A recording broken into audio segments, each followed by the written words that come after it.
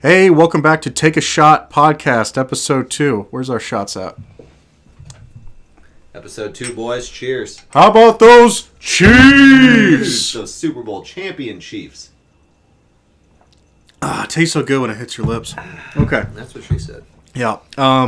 So let's do a recap since the last time we got together. The Chiefs won the Super Bowl. Mahomes, legend. Greatest of all time. Well, I don't know if I'm there yet. I'm there. He's top 5. Yeah, he's top He's five. already submitted himself. He's up there. He's Yeah. just chasing rings to catch Brady now. And the people that were debating of is he the best quarterback in the NFL, people trying to put people ahead of him, I don't know how you can debate that anymore. You can't. I mean, we as a group have talked about this before, but it's nuts that every year some idiot out there on ESPN, Fox Bart Sports, Scott. Well, you got tries to. to come out and got says, you know what, Burrow's better, Allen's better. And then what's Mahomes do every single year? Goes out, proves he's the best. And then the next year, it's the same thing over again. I keep receipts. Mike Tannenbaum, that works for ESPN, he used to be the GM of the Jets back when they traded for Brett Favre. Yep. But he said in the offseason, he goes, I would rather have Herbert going forward than Mahomes. Yeah. That's idiotic. Yeah. It's the aspect of just like Jordan.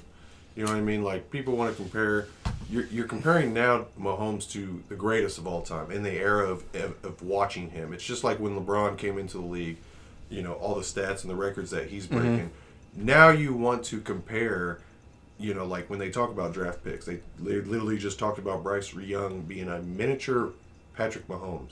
So if you already have the label of, oh, this guy's going to be this quarterback, I mean, that Mahomes already has established that. It's just, okay, what can we see now for being compared to one of the greatest of all time? Because to me, if he keeps at the pace that he's going, and if he plays basically as long as Brady did, or actually he probably could close the gap a little shorter time. I don't think he has to play till he's 45. I think with his numbers he's putting up, he'd probably play till he's 41 and probably catch a lot of the stuff, I think. Stats-wise, he's going to blow all of... Yeah, he's on pace. He's on pace. I just don't remember. It's a slightly different... Even from when Brady played, it's a slightly different NFL. Yeah, because it's much more pass-heavy now. And on top of that, Brady, I just don't think he had the... I don't say the talent. Obviously, he had the talent, but he just won.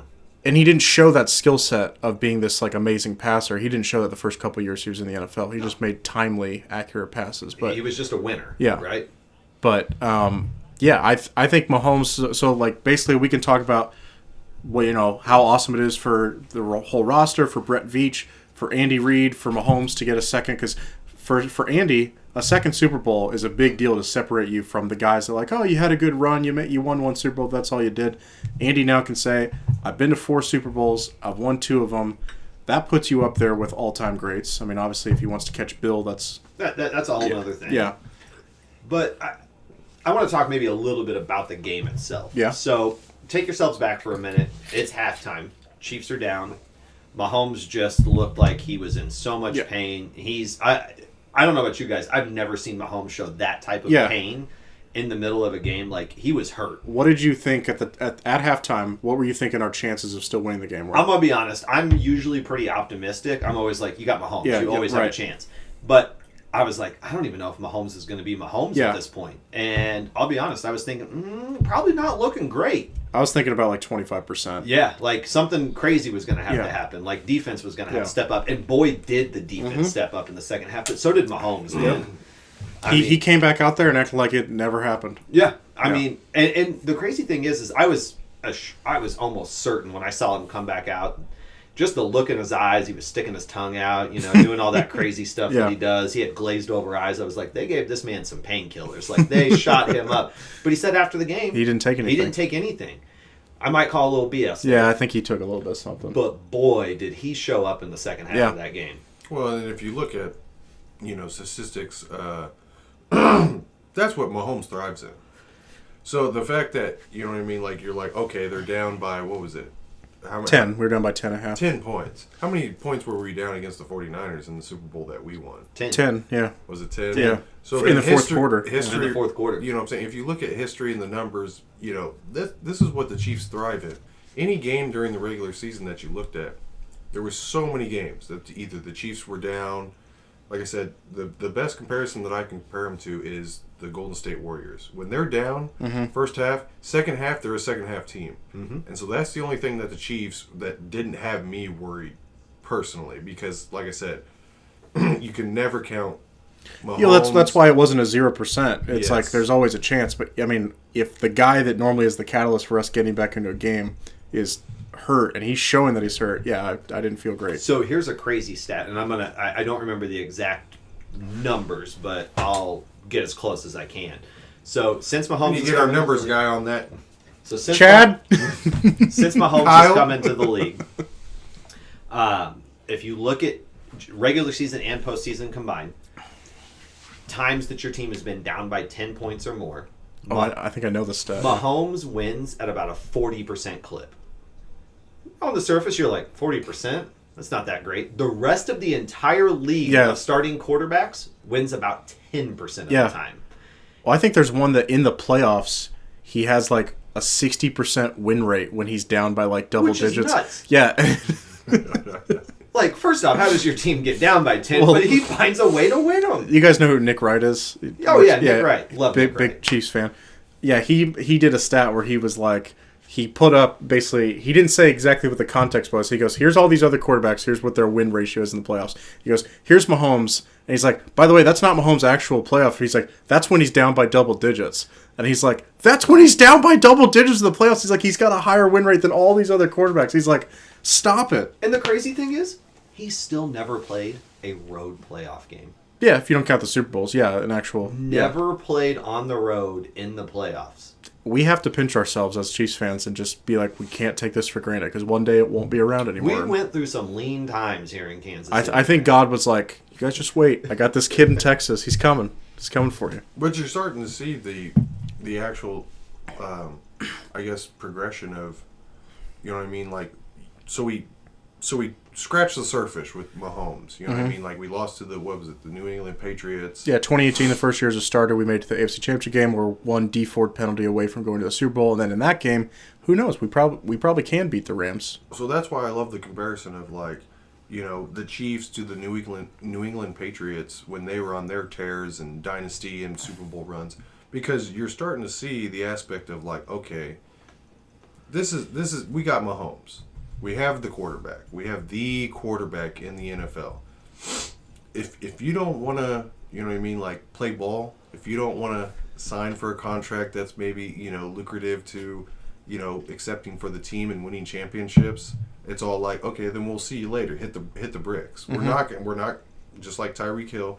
We're not going to pay you the highest paid wide receiver salary because I think we have more aspects in you know, team building. But exactly. But on that point, like Chris Jones, I think he's up for a new deal here pretty soon. He's going to get one. Yeah. That's the only thing I can say is you haven't seen Mahomes play with a top 10 defense. Correct. Ever. And they're winning Super Bowls. Correct. So imagine that. Imagine if you get rid of Chris Jones. And I'm not saying I don't think we should. We should get rid of him. But in the same sense, that's probably the number one guy, if not like just throughout the season. I mean, like playoffs, blah blah blah. You can consider Frank Clark, Yeah. guys like that. But in the same sense, you haven't seen, I mean, Mahomes under a top 10 defense. So in the aspect of, like, you know, like just overall teams, I mean, even the Rams, even the Buccaneers, so on and so forth, got, you know, in the past 5-6 years, there's been a top 10 probably defense that's won a Super Bowl. I'm pretty sure Tampa, when they won with Brady, they had a top 10 defense, sure. And look at what the Chiefs as a whole have done. So look at the other teams that have won Super Bowls recently. The Rams, they're on a freaking fire sale right now. The Bucs, they're getting to that point. They're going to go on a fire sale. Most likely, yeah. The Patriots. They look like a completely different team. Yeah, and then this whole time, what are the Chiefs doing? They're sustaining. Yeah. And that's a testament to Brett Veach. Brett Veach has just drafted his ass off. When you've got how many rookies played significant snaps throughout the season and in the Super Bowl? That's a big part, but I would say even more, because drafting, I feel like a lot of times you are going to naturally get lucky by being like, a lot of these kids are good, So, like, you are going to get naturally look at people like, yeah, we took him, whatever. But I think the thing that he's done a great job is knowing when the right time is to move off a guy and go get your money or we're going to trade you. And also the right time to be like a Chris Jones. We could have been like, bye, Chris. Like, you want this big money the last time we won the Super Bowl. Like, bye. We don't. I agree. Like, Tyreek Hill, at the time that we traded him, I was like, I don't know how I feel about that. I thought it was a mistake. Right. But it kind of makes more sense now going Mahomes and Kelsey and then whoever we can wrap around it. It kind of works because Mahomes can do his magic with a bunch of other people. Yep. It makes more sense. We can go, hey, our offense is going to be just fine. Defensively, I don't think we can afford D tackles that are dominant. That's like the best position on defense to have a great guy in. Mm-hmm. Ask the Rams. It's like the fact that we have a guy that like can disrupt everybody and okay, cool. You have a tight end on your edge. You can't put multiple guys up front to try to block Chris Jones. You got one. You can try to double team him, but that always opens up somebody else. So it's like, and he still gets around that. Yeah. I mean, if you go back to the Super Bowl itself and you look at some of the throws Mahomes made, and if you really rewatch it, he got every single yard that you could possibly get. He just played on another level. And he doesn't need elite guys to do that. So that's like this offseason, they're like, well, we should trade for DeAndre Hopkins. No, you don't need to go spend that type of money on a receiver. Before the Super Bowl, I was saying that, yeah, we should. But after watching it, I'm like, I guess that was enough. I guess if we can keep like Marquez Valdes-Scantling, still have Travis Kelce at a high level, and then, we got Sky Moore we're developing, and like maybe if we had Tony, man, I'm telling you. Yeah, of course. Tony is going to step up big. I don't know if you guys saw... who was it? James Palmer. James Palmer, I don't know if you guys know who he is. Name sounds familiar. Very, very connected with the Chiefs. Like, he is one of those beat writers, reporters that is really tied in with the Chiefs. He had mentioned a couple days ago that he had heard from the Chiefs that they believe Tony is going to be their number one receiver going forward, wide receiver one. Like, he is their guy that they're pinning as... This is our number one guy. He was a first-round pick, so, he's got talent. Yeah, and we saw flashes of it. The big thing with him is he just needs to stay healthy. Yeah. He had one play, I think it was against Seattle. Where he was on the sideline. And he went up, and I was like... I didn't know he could do that. Exactly, yeah, exactly. And it's just like, and what do you do? He gave up a third-round pick for that guy? I think so. That's crazy to think that we got that value. And that's what we got to keep. And we probably don't win the Super Bowl without that big play. We don't without that punt return. Right, exactly. No. Yeah. So. Yeah, no. Veach has been killing it. Like before this season, I would say like I would give a lot of the credit to like Andy or Mahomes or whatever. But like this season definitely proved like, and they're not BSing when they said that at the parade. They said this was a rebuilding year because it was. They had to take down a lot of the old players and go, let's retool. But very rarely does that actually ever work. No, not when you're starting as many rookies. I mean, you had Pacheco on offense. Karlaftis, McDuffie. You had Joshua Williams, Jalen Watson, Brian Cook. Yeah. They all played significant snaps. And then you got Sky Moore, who was kind of getting into the fold, but he stepped up when it was most important. The Super Bowl was his biggest game. Well, and even the AFC Championship game, that punt return really set things up. Yeah. That team just was built around rebuilding. Yeah.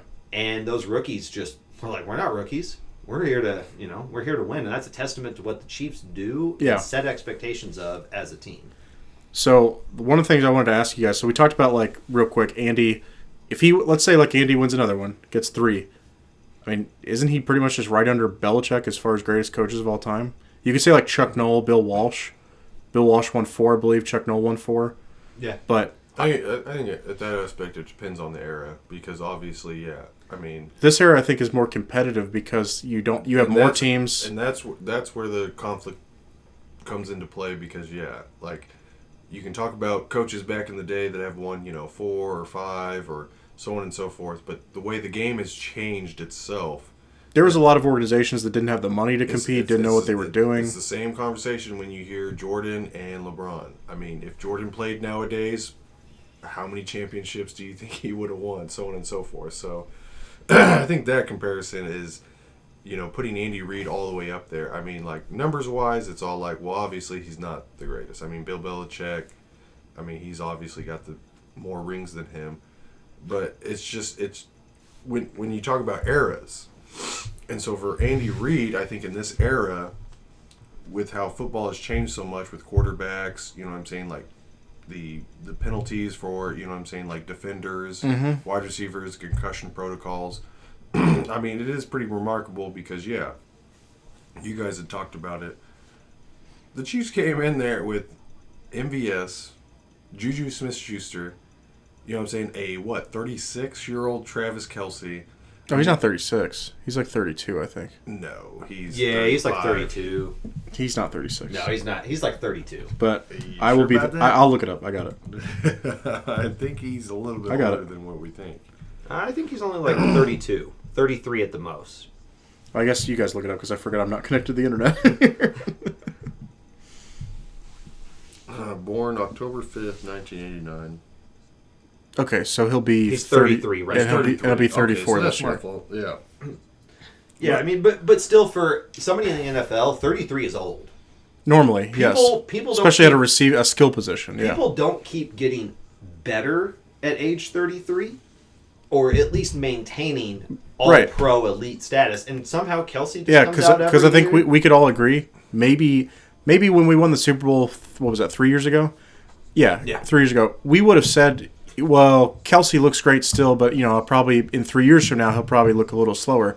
And I think we could all agree. Tight end position. has- And that, honestly, like you look back 3 years ago, they win the Super Bowl. Kelsey's up for a new deal at that time. That might be a time that a lot of teams in the NFL are like, well, hey, we got to sell high on this guy. Like, he's coming out. Like, we could probably get a first, maybe a little bit more. But Brett Veach, a testament to him. He was like, Yeah, exactly. "Oh, man, knowing who to re-sign and who to be like, I'll let you go. Kelsey's still got something in the tank, but there's a lot of teams out there that probably would have been like, let's move on. Like DeAndre Hopkins when he was a Texan.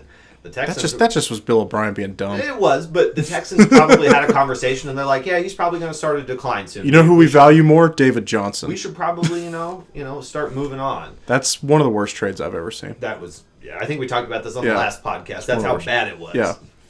Okay, so we talked about Andy. Real quick, just want to talk about Mahomes. So obviously, winning this second Super Bowl, winning with a team that's not stacked offensively, he's having to do a lot of, he's got Kelsey, but he had a lot of fill-in pieces. So winning a second Super Bowl, I agree with you guys, probably puts him in the top 5. Say he wins a third Super Bowl, I think you got to put him top 2. I would say two. I would say at least 3, because does he go over Montana at that point? That's the question. I think he passes Montana, but again, we just had this conversation about coaches and looking at different generations, different times. It's really tough to gauge the greatest of all time at quarterback because there's different generations of football.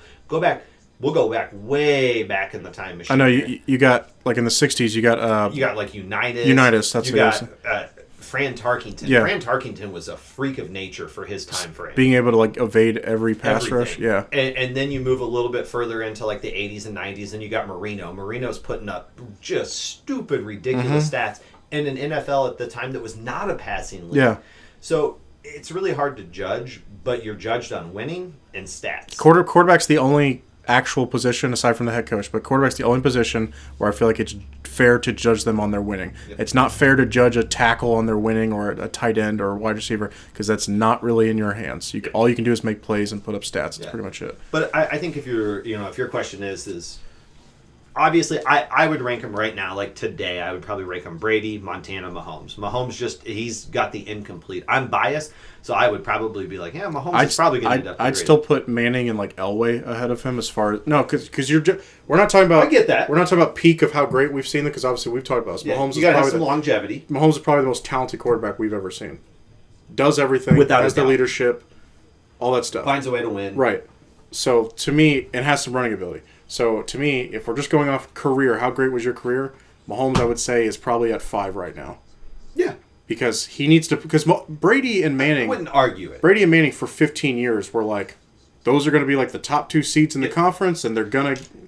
And if you put Manning in the NFC during that time frame, it's probably Manning Super Bowl matchups nonstop. over and over and over Yeah. again. They just happen to play in the same conference. Yeah. And that may be, when we look back in 10 years, that may be the Mahomes and Burrow thing.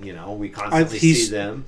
Because Rodgers, I still think has a chance to like have because I won't get into fully this, but like I think Rodgers has a few good years possibly left.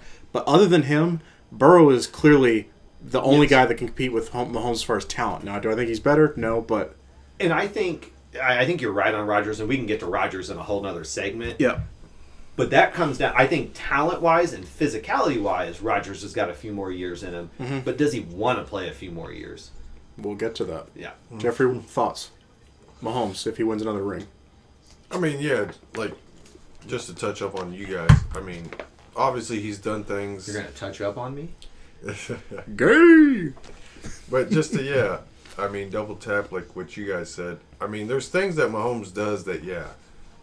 We've never really seen anybody do it. Once again, yeah, they're comparing rookies coming into the draft to Mahomes. Oh, who'd they say? They said somebody is like the next Mahomes. I forgot who they said. They said They said Wasn't Bryce it Young. Zach Wilson? Well, they said Zach Wilson with Tony Romo, but now this year they're saying Bryce Young. Bryce Young is the mini Mahomes. I mean, so when you have that comparison already in your resume, it's all like, okay, so any rookie quarterback that comes into the draft, they compare him to Mahomes.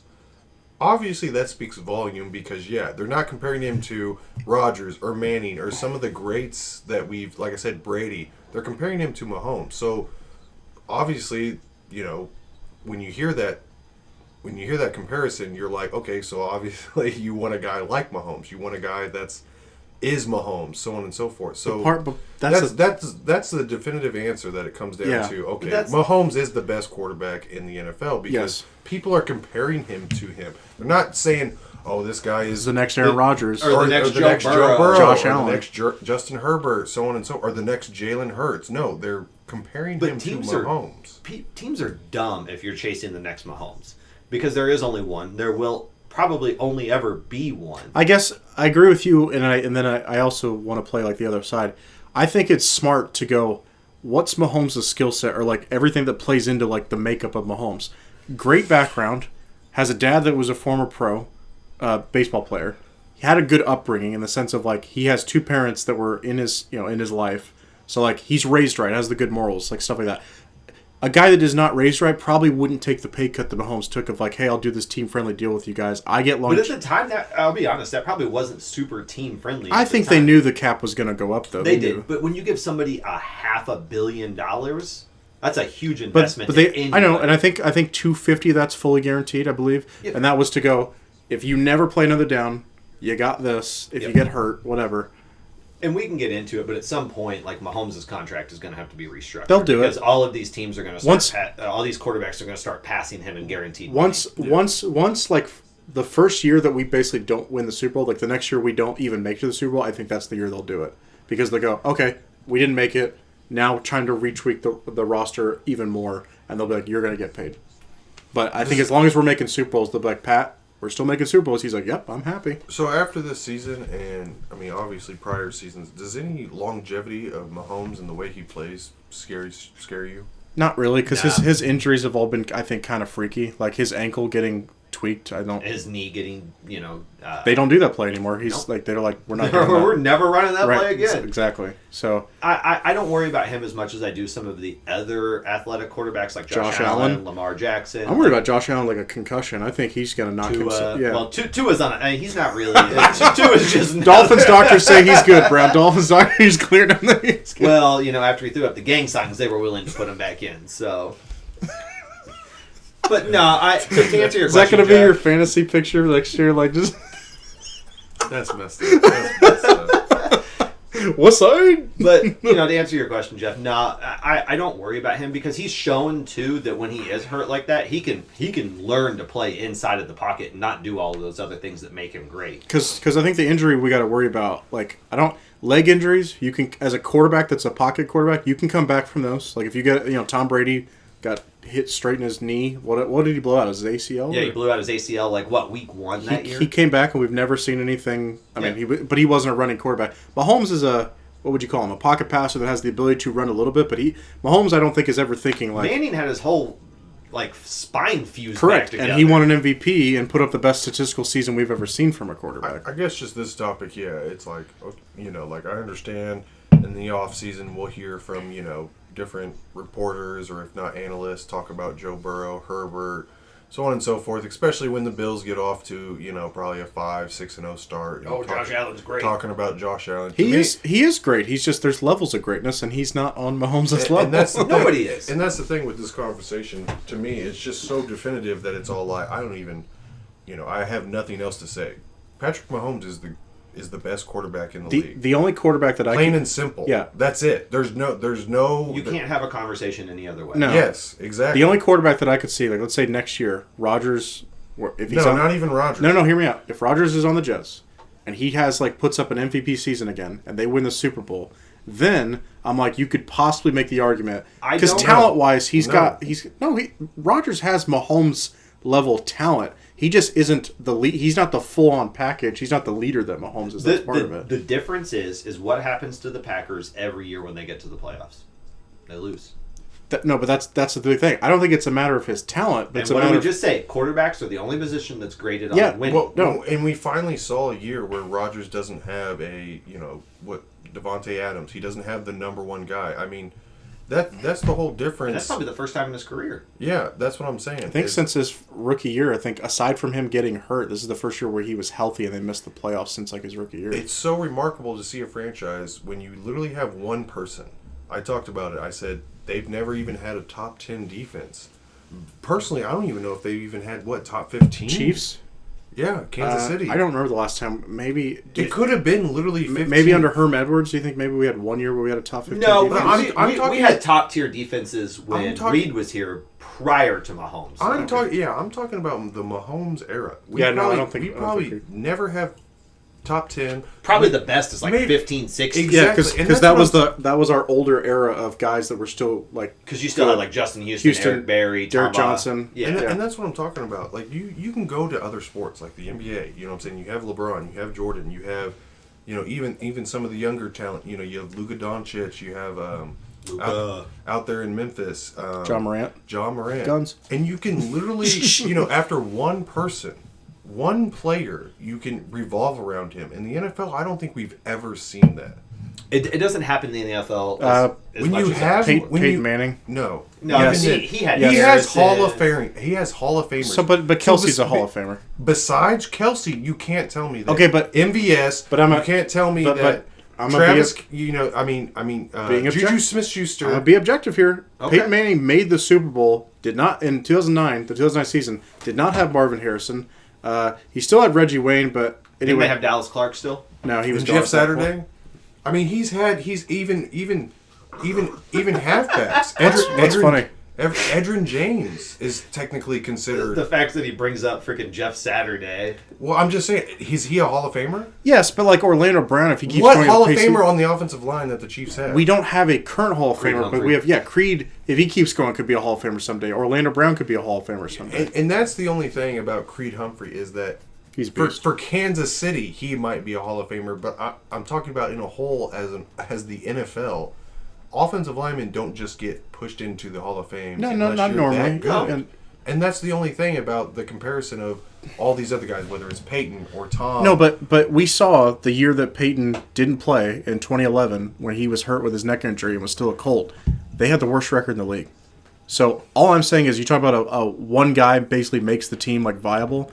Peyton was that. I'll give you that. In Denver, he wasn't, but because in Denver they had a really good defense. They did have a Yeah. really good defense, but he also had a ton of weapons Yeah. when he was in Denver. And then that last year is when he slipped, but that defense was so That good they were defense able to picked him up. Yeah, exactly. Once again, like I said, I mean, if you guys just talked about it, you coming into this is a rebuilding year. Yeah. I mean, any organization that you say this is a rebuilding year and they win the Super Bowl, I mean that's just I don't think that's ever happened. Most teams, if they're That's having never happened. most teams, if they shock people, it's like what Seattle did last year. We're a rebuilding year. We're moving on from Russell Wilson. We made the playoffs with Geno. That's great, but if that's you don't win a Super Bowl. correct, Exactly. Yeah. That's what I'm saying. That's Yeah. this whole discussion of like, Mahomes and blah blah blah. He's the best quarterback. Plain and simple. Yeah. There's nothing to argue. Well, tell that to Bart Scott, okay? Dan Orlowski or whoever. You Hey, know don't what bring I mean? Dan into this. I mean, it's just definitive. He doesn't need There's- to catch strays. There's no comparison. There's no argument. Jalen Hurts, no. Literally. Skip Bayless says Jalen Hurts better than Mahomes. And then if you even Skip like Bayless I said, is a jock rider. like I said, it's just a definitive argument. It's I mean, Jeff is the Skip Bayless of the show, but it's just Mahomes is the best quarterback. Plain and simple. There's no, I agree. All right, well, I think we all agree. So let's move on to the next. Unless you got one last. No, thing. I This is the have a easiest great topic. topic that Go- I would go love for it. to Go move for it, into. Brent. So we're coming off of this great season. We just won the Super Bowl, a rebuilding year, and we're going into a new season. So people are leaving, people are coming in. We can transition to maybe talking a little bit about the offseason here. Are you asking what we should do for each of us? What our plans would be? Well, I just want to talk about who's leaving and kind of start there. So Okay. you've got it's pretty much certain Orlando Brown Jr. is leaving. I don't think that's certain. At this point, there's just too much money that he would leave on the table. He's going to get a $24 million annual contract. But he might want to stay on this team because think of not it. with that type of money. But when because- you win, it kind of helps you out in other ways. But what? Okay, so just money standpoint, the most the Chiefs are going to offer, in my opinion, is maybe 18, 19 million a year. And you're saying he can get 23 He from can another get team? 23, 24. He's going to I don't even think they offer him that. But he's going to be the highest paid person in free agency this year. Period. There's nobody that's going to get more money. Than him. All I want to say is I just want to make sure we're all on the same page. Do we agree that if we had the money, we should pay Orlando Brown? Because I'm like, No. I think. Oh, No. I disagree. I think Because if should. we had the money, we probably would have kept Tyreek Hill. Because why are you going to pay somebody who's the, I don't know, 5th to 8th best player at their position? Not even that. I'm being generous. Yeah, that's generous. That is name generous. the left tackles that are better. I know Trent Williams. Trent Williams, Okay. I would take over him. I would Okay. take David Bakhtiari, or however you pronounce that, from Green Bay, even though he's coming off of an injury. Definitely take him over him. Okay, I'm not telling you you're wrong, but I'll say that's like a question mark. But okay, wait, you can keep going. Okay. I don't. I know the kid from Northwestern that's in his second year that got hurt. Chargers. Slater. Slater. I would take him over. Okay. I would take Lamary Tunzel from Houston over him. Okay. He's 100% better. Don't even question. Okay. He's Okay. better. I'm taking your word for it. Okay. Let's see who else is out there. Armstead from the Dolphins. Okay. I would take him. Okay. And I'll be honest, I'm not super versed on left tackles. That's fine. On Darrisaw from the Vikings, another first-round pick recently. Are we sure he's better than 110%. He's younger, he's more cost-efficient, and he is better at the position. Okay, so that's 6. So again, that's as far as I'm going to go, because then you're saying he's in the 5 to 8 range. Why would you pay the 5th to 8th but best person in the position the highest paid salary? Who are you at that replacing position? him with? I think that Mahomes, Haven't the we way seen that this before though with the Chiefs? the way that We had to- I mean, we left drafted tackle, Creed Humphrey in the second round. We drafted Trey Smith. We the drafted way Mahomes plays quarterback, he doesn't need that elite tackle. He just needs I somebody. think it helps. I'm not saying it It hurts. definitely helped that we didn't have any sacks in the Super Bowl. That definitely helped, and each Yes. one of those guys is they get something for that. But way we Mahomes, also- the way, yeah, like you said, Caleb Brown. The way Mahomes plays, it's not Don't even say my full name. AKA sexy man, downtown Browntown. But and man. the way Mahomes plays, it's not even the left tackle. I think it's more of the aspect of like people. You have need talked the about- interior. Pressure up You- front. well, you pressure- need the interior, center, but I left think- guard, right guard. I think they which we are yes. elite at. I get all Yes. that. I get all that. All I'm saying is, I'm not saying he's the best and deserves the top dollar. What I'm saying is, if you know that another team's going to give him that, which they probably will. Yeah, because teams overpay in free Correct, agency. correct. That's what free agency Correct, is. correct. All I'm saying is, I'm not asking if he's worth the value as far as just in a bubble, but I'm saying, can you afford to let him go? You guys are saying yes. I'm just saying, think about it for a second. Well, you have to at this point. You let Tyreek Hill go, and that played out But okay. but that As a- receiver, as I think, the- is a little different. As a But- business, you have to. you have can't invest Because that you're- much money. Yes, because you're building a dynasty. You're building something more than just paying one guy that amount of money. I get everything you're saying. I'm just saying left I tackle. don't think you do. Yes, I don't think do. you Aside from I don't think you're following. aside from quarterback, most teams would consider left tackle like the second most important And position. I agree with that on Uh, most teams. But with the way Mahomes plays quarterback, I I know. don't I think I it's think as with the way important. the NFL is now, and like to touch back on the era and how the NFL is, I don't think left tackle is as big as Okay, but what it once here's- was. I'm like, I'll just say this, and then I'll let, because I just got to get one thing out there. The Chiefs won a Super Bowl and went to a Super Bowl with Eric Fisher as their left tackle. they did. And Eric Fisher was probably within the 15 to 16 range at that point in his career. Yeah. If you're ranking 1 through 32 That's at left a tackle. good point. Okay, here's what I'm gonna say. I had a point, then I think I lost it. So we didn't announce ourselves. This is El Jefe. It's your boy Skinny Penis. I don't know how I followed that up. This is Brown. What was I gonna say? I asked like if you could afford to lose him. Oh, so I guess the flip side of what I was gonna say was like, okay, say we go Orlando, have a good one, you're out. Okay, say we want to draft somebody. All I'm saying is there's you got to play devil's advocate. There's always a downside of what could possibly happen. The Colts left tackle, they drafted some kid out of I don't care about the Colts. No, but Central Michigan. They thought, they were like, we need a left tackle. We draft this guy. He was a projected first round pick. He was terrible last year. It's another reason why the Colts weren't very good. I mean, obviously Matt Ryan shot, but they weren't very good last year. Say we draft somebody. I don't know where we're going with What this. oranges the apples though? You're talking like it's once again to go back on the top. You have Mahomes, so you can do anything that you want. Okay, I feel like you guys are living in a fantasy land right now. It doesn't. Of course, we don't get the Super Bowl. Of but course, you don't live in a fantasy land. You don't ignore. Saw Mahomes you don't ignore on a bum ankle. You don't ignore. If we have the guy, I didn't see Matt Ryan. The first round pick that the Colts have, if he's on our roster in the Super Bowl, we are not probably winning that game because he's getting blown up every time or having a penalty. That's the downside if you let Orlando Brown walk. I'm not saying that you go and you draft a left tackle at 31 and say that's the solution. I don't know how that plays out. That's a lot of unknown. But maybe you go and you take one of these free agents that's out there at left tackle, a mediocre 15 to 20th best left tackle in the NFL. You've got Andre Dillard from the Eagles, who is young and has a lot of potential. He just got overshadowed by a really great left tackle out there. But he's going to want top dollar too because he's a left tackle on the free market. I don't think so. He's not going to want 20 plus million. He might want 15 million. And I could stomach paying $15 million for 2 years more than I can 23. But that's my question though: is paying a guy that you know is not as good as Orlando Brown, paying him $15 million to begin with, is that worth it, or would you rather just go, if we're going to be paying at least $15 million for a left tackle, might as well make it a guy I actually like? I think the Chiefs are showing you how much that they like Orlando Brown. Well, I just knew that they didn't franchise tag him and that they basically said we're still working on a contract, but they're not bringing it back. I think again, James Palmer, a guy that I really respect his Chiefs opinions. He was on 610 the other day. They asked him what he thought was the percentage of Orlando Brown coming back to the Chiefs. He said 0. Who was our left tackle when we won against the 49ers? Eric Fisher. Eric Fisher.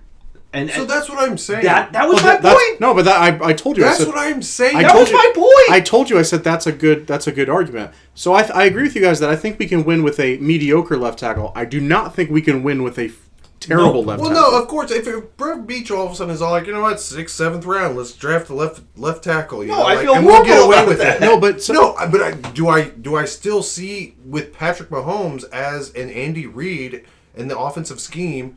I mean, do I still think that we're competitive for the Super Bowl? Of course, no, because but we have Patrick Mahomes. I get that, but I'm saying I know you said it's not what you would do, but I'm saying if I'm Brett Veach and we let Orlando Brown walk, and let's say free agency we're like, we couldn't get a guy, then that 31st pick, they'd be like, well, we got a hole at left tackle, let's see if we can fill it. All I'm saying is the Colts thought they could do that, and it didn't work out for them. Yeah. But it's risky. I just don't like to compare. If you're comparing, like I said, the Eagles or like I said, an actual contender team, I understand your comparison, but you're talking about the Colts. What? I don't understand what they're... He played a part in how bad they were. No, left tackle.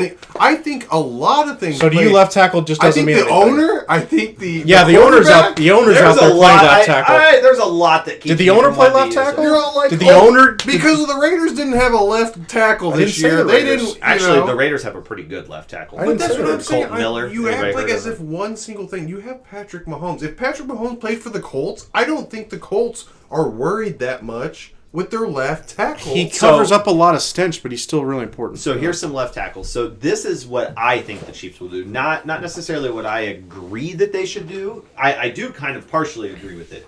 I think their plan is we're going to go get a veteran left tackle who, worst case scenario, is going to be average in the NFL, and we're going to go draft a left tackle. So this is a list. I'm looking at it right now. Available free agents. Okay. That are a left tackle in the NFL that are available starting on Wednesday next week. Okay. You've got Orlando Brown. We already said that's probably not going to happen. You've got Taylor Lewan. He's a little bit older. He's a lot of an unknown. Is he coming off an injury? He's coming off of an injury, so a lot of unknown there, but he's pretty good. Donovan Smith, who's been protecting Tom Brady for the past... And had like his worst season ever. Again, he's coming off of being released by a team, so you're not getting Orlando Brown. But the question is can you utilize that money somewhere else? So I can go into that later. That's my question, is because we just won with the roster that we had, I don't understand, like, what, aside from drafting new players and some minor free agents here and there, what are you going to spend that money on? I'd be spending it on defensive linemen, because outside of, and we'll get into Frank Clark here in a second, because I want to do a whole thing for Frank Clark. Look at who you have at the defensive end position right now on roster. Yeah, it's Karlaftis, and then isn't Dana? And Dana. That's it. That's all you have. I agree with that. So I would rather use, if the difference is $23 million for Orlando and $15 million for somebody else, so then you've got that $8 million difference. I would rather utilize that $8 million to go and get somebody at the DN position, because look at these. You've got, like I said, Andre Dillard, who I touched on, who would be my number one choice to bring in and pair him with a rookie. I'm not saying put all of your eggs in the Andre Dillard basket, but go get Dillard, put him with a rookie left tackle, and let him battle it out in camp and see who comes out and wins. And then you've got, past that, you've got Isaiah Wynn coming from the Patriots, who can play left tackle. He predominantly has played right tackle as of late, but has shown that he can play left tackle in the NFL. You've got Jawan James, same thing. He can play both sides of it. He's going to be a free agent. A little bit older, and the Chiefs don't seem to ever sign aging free agents. That's a trend. They don't pay anybody over 28 in free agency. But you've got Kelvin. I think it, because we've seen guys like what's his name, Melvin. No, but Ingram, he's talking about he's talking about hey, we're paying you near top dollar for. Oh yeah. The Chiefs don't. The Chiefs don't do that. They'll pick and choose some guys. They're like, hey, a 1 year, $5 million deal. They'll do that. Carlos Dunlap. Yeah. So Carlos Dunlap actually came up pretty big. So if it was like 1 year, say like $6 or $7 million, would you be all right with Eric Fisher coming back? No, I don't think. Fisher, I think is past it. Yeah. 1 year. No, I don't think he's got anything left. But Kelvin Beachum, another guy, he was the left tackle for the Cardinals this year. That's probably what his contract is going to be: 1 for 6, 1 for 8. I think he still has a little bit left in the tank. But I think the plan is you go out and you get a veteran who you feel like, hey, worst case scenario, we're going to start this veteran, and he's league average. He's the 16th best left tackle. I agree with that. And I agree with, like you said, drafting somebody to kind of eventually take that spot, but let him learn under the leader, the veteran. I agree with you. If we can turn the Orlando Brown money into another pass rusher, I agree with you on that. My worry is that we go, yeah, that's the plan, and then it doesn't work out. That's my worry. But I get what you're saying, and I get that, yeah, that's probably the move we need to make. Because we got kind of lucky in the sense of we keep winning these Super Bowls and we don't have these amazing DNs. Because, yeah, Frank Clark in the regular season is like a no-show. And then the postseason, it's like, oh, Frank Clark's doing stuff. But it's the same thing with Orlando Brown. That's the only thing. The whole season, I don't, maybe you guys were on a different page than me, but everybody ripped Orlando Brown. He's not worth the money. He's not worth the picks. He's not. I agree. Fulfilling his, obligations that he was to this team until, once again, we got to the Super Bowl. The same thing with the playoffs with Frank Clark. Frank Clark, for the money that you're paying for him. Yeah, you couldn't justify keeping him. But once again, it's all like, but if it comes down to pivotal moments in the playoffs and the Super Bowl, that's when you can kind of be like, okay, maybe we made, I know, but Frank, we made the right decision. I want to do a whole thing for Frank. Okay, let's do it. And that's the same thing. I got one more thought on that offensive Yes, but that's the only thing, is that's the same thing that we're talking about with Orlando Brown. The whole season, for the first 10 weeks, I could have swore everybody was just not high. He did turn it on in the second half, though. Yes, and that's what I'm saying. If you can find a veteran, like Frank Clark said, why would I show you everything in the season whenever I have a lot more left in the tank for the playoffs? You find a veteran that's willing to stay healthy, stay consistent, and then get you to the playoffs in the Super Bowl, and then that's when he performs. That's what the Chiefs are looking for. They're not looking for the next Joe Thomas or the next, like that's just going to outperform every single day, because that's just unrealistic and for a franchise. And they can't afford to invest that much Exactly. That's why they didn't want to pay Tyreek Hill. I disagree with you guys on almost everything you're saying. But you disagree, but in the same sense, that's why we're winning Super Bowls, because we have the Patriot way. The Patriots never paid anybody. We're winning Super Bowls because we have Andy Reid and Patrick Mahomes. and our ownership's not jacking it up. And That's yeah, why there we're was winning. Bill Belichick and Tom Brady, and that's why they The won Super the Bowls. difference in those They is that drafted guys like Gronkowski. They drafted Jeff- guys that were Hall Jeff, of Famers. the Patriots actually didn't do great in the second half of like their championship runs, the 3 that they They won didn't later do on. great. If you let me finish, they did not do great in the draft. Winning Super Bowl is pretty great. That's what I'm saying. You're The draft in the second half of them winning championships, the last 3, their draft was not the reason they won it. They won because but they the had. draft is not the reason why the Chiefs are winning Super Bowls. That's what I'm trying. Actually, I agree. I mean, minus Mahomes, I think That, it that is. you're I you're don't know making where you're you- making my point is that we don't have this amazing roster built around Mahomes. If we don't have Mahomes, we're not winning championships. So we're getting what I'm telling you is we're getting kind of lucky that we're just riding off Patrick Mahomes and Andy Reid. If certain things don't bounce our way, we're not going to win. So I don't think it's smart to just go like we got Mahomes and everything else will just kind of take care of itself. So I will play devil's advocate here on myself for a moment, and I can see to a certain extent where Chris is coming from. So play a fantasy world here where Orlando Brown played for X team last year in the last couple of years. He was the left tackle for the Pittsburgh Steelers. He was the left tackle for the Carolina Panthers. Whatever. Okay. We didn't see him up close, right? So all we hear is Orlando Brown's available. He's going to be the number 1 left tackle out there. The Chiefs have a hole at left tackle. Everybody in Kansas City, because we didn't see him up close and personal and see some of that stuff, we would just see he's young. He's the best left tackle on the market. That's what it was. That's what it was a few years ago when we traded for him. Everybody in Kansas City would be like, we got to go get that guy. Yeah. But being up close and personal, I don't agree with that. So hold on. Let's fast forward here for a second. Let's get off Orlando Brown. Okay. I want to give a tribute to Frank Clark, and we're going to do our next shot. Frank Clark maybe didn't live up to every single expectation that we all had for him coming in with that big $100 million contract. But Frank You're being Clark, very kind. Frank Clark showed up in those biggest moments. Frank the Shark Clark is the 3rd highest sack producer in the I thought it playoffs. was 4th. Nope, he moved into 3rd. Yeah, because Okay. didn't he tie him? Mm-hmm. Yeah. Okay. 3rd all time. He shows up when it matters most, and we don't win those 2 Super Bowls if he's not on our roster in the playoffs. If you take him off, if he's hurt, if he's unavailable, they don't win because he closed out games. He went and found ways to win games. I mean, So for that, And so once again, I want to do a shot for Frank Clark. Okay, well, I'll take that. Yeah, Frank the Shark Clark. Frank the Shark Clark. Motherfucker's a beast. But that's where, And he loved being here.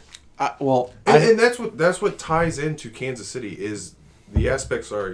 The aspect of guys that want to tie into what we're trying to do.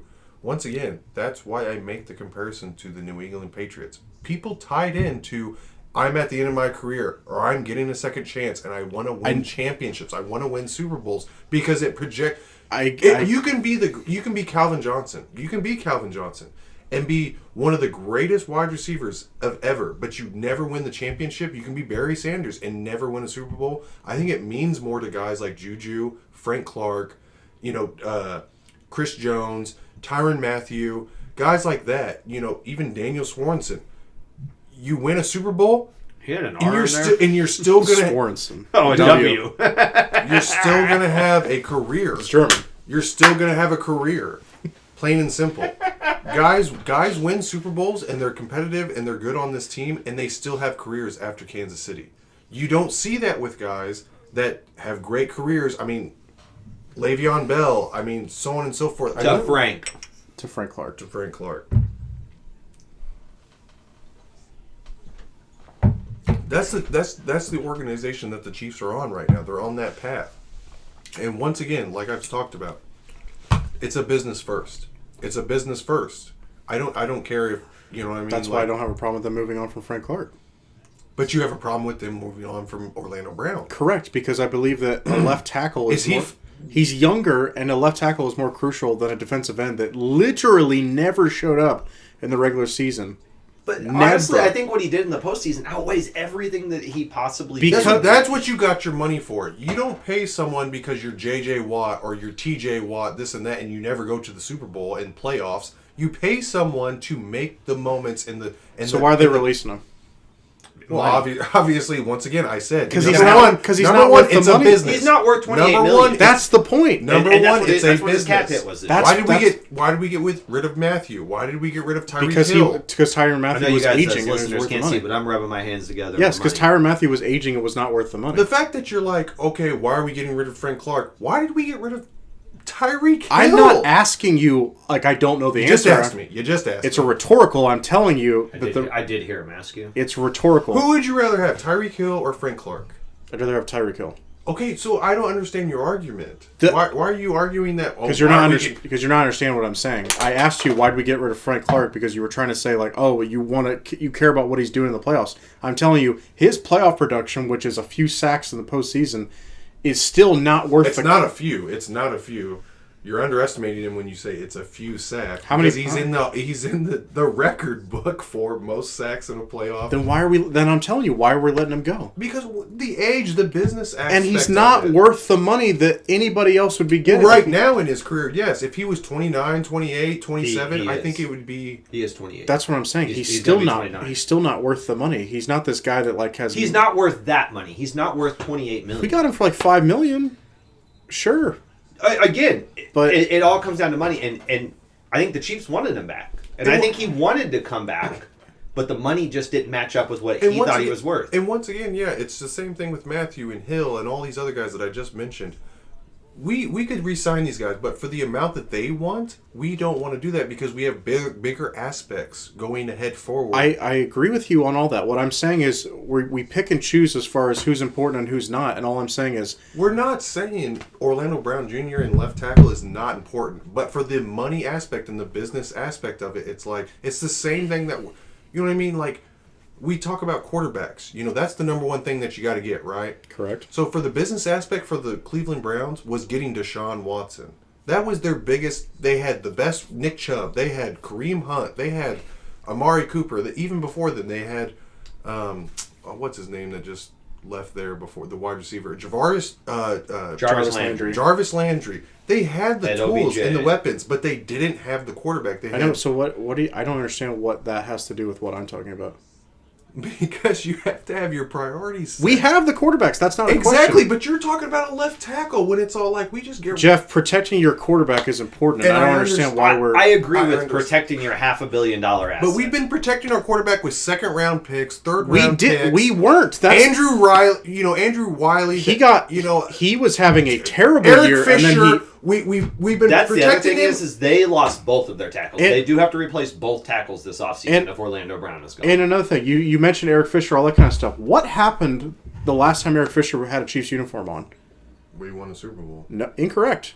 No, we lost lost. a Super Bowl. We But got. we won one with it. But he did tear his ACL in the AFC. Okay, you're right. You're right. But anyway, that run, our offensive line was so terrible that they're like, we have to scrap everybody and get fresh. I do believe, and this is just my thought, because both Schwartz and Fisher got hurt in the AFC Championship. Yeah. If they're healthy, it's if a they're different- healthy, that game is 100%. I get all that, but they were also aging guys. They were. Correct. So what I'm saying is that Super Bowl should show you why, an offensive line is important. Why it is important to have a solid left tackle. So anyway, all I'm saying is Frank Clark. I didn't see enough production, even with the posting and stuff. I didn't see enough production where we should keep him. Well, yeah, we're all on the same page with that. Okay. Yeah, I We're- agree we're- with Frank Clark. I'm not saying like, oh my God, he tore it up in the playoffs. I more or less just wanted to celebrate what Frank was. for Yes. this team. Yes. He changed And- the attitude when he and- came and here. another thing I'll give it's, him- It's once again like Matthew. Matthew changed that defense. Yeah, he was a leader out there. Yes. Yeah. Think about when Frank... instantly, what did we do? We got rid of him. Well, we got rid of him because we were willing to compensate. and I think that was smart because you can't mess around with secondary players and go like you're going to be fine as you get older. Like it really doesn't work that It way. doesn't work that way. But Yeah. think back to the AFC Championship game a few years ago against the Titans, right? Everybody was like, Derrick Henry's going to run all over this team because Didn't happen. our team was not built to stop the run. And Frank Clark led the charge on that and was like, no, we're going to Good stop point. this That's motherfucker. good. That's a good point. That's honestly, But- that's probably even more than the sacks. That's probably his biggest accomplishment because that was such a daunting task to stop Derrick And, Henry. and the post game interview that he did after that game was incredible. James Palmer's talking to him, and he was like, "I know I'm big on James Palmer, whatever." But James Palmer's interviewing him, and he was like, everybody said that Derrick Henry was going to run all over you and destroy you, and he was like, "Who's they? Huh? Who? We made it a mission, motherfucker. We're going to stop this guy. And they did. And that's what Frank did. He brought a different attitude to this defense that they didn't have. He did, and the other thing I want to give him credit for is I noticed a lot this year, especially Karlaftis. He took that kid under his wing and said, I don't care if you're eventually going to take my job. I'm going to teach you everything I know. I'm going to work with you, all that kind of stuff. He was every day after practice. Yeah, he was a great leader, and that's why I say, like, I give Frank more credit for being a team guy and fitting into the team. That's what I wanted to do, was just celebrate Frank. Then more than just... So in the same sense, how we talk about these guys, Frank, Matthew, so on and so forth, even Chris Jones, I think Chris Jones is he's becoming, just like how they had to tell Kelsey at one point. Andy Reid had to look at Kelsey and be all like, hey, you need to grow up. Yeah, you need to grow up. You need to be a leader on this team instead of being the guy that's, wanting to throw flags and get penalties on you and complain. He also used to drop more passes. And that's where, to me, it doesn't, I guess, the money aspect and everything, it doesn't mean that much to me for Orlando Brown. Orlando Brown's not that guy. He's not on the offensive line telling guys, or if not training guys, so on and so forth. I give you that. He's looking out for himself. He has to, and I don't want to hurt or. I know you're not faulting him for wanting his money. I know exactly. It's just like Tyreek Hill and a lot of the guys that have come on this team and everything like that. I think like Tyreek Hill, like I said, at the time that happened, we were all like, "Damn, Tyreek! Like that's how are we gonna?" 3 or 4 years from now, and I will see your point. When 3 or 4 years from now, and we're not winning every single Super Bowl right in a row, I think one gets in there from three or 4 years from now with the Chiefs, just because of Patrick Mahomes and Andy Reid and so on and so forth, Travis Kelce. But 3 or 4 years from now, I think it is going to be, we all look back and we all do another podcast and we're like, you know what? Wow, maybe we did kind of miss Orlando Brown and maybe we did take him for granted a little bit. I just don't think it outweighs the factor of what the projection and what the talent is on this team. Well, you got to. All I'm saying is, if you're not going to, I have no problem saying, like once again, 3 or 4 years from now, we're all like, damn, maybe we could have re-signed Orlando Brown and made it happen, and we could have won the Super Bowl and we could have ran it back, so on and so forth.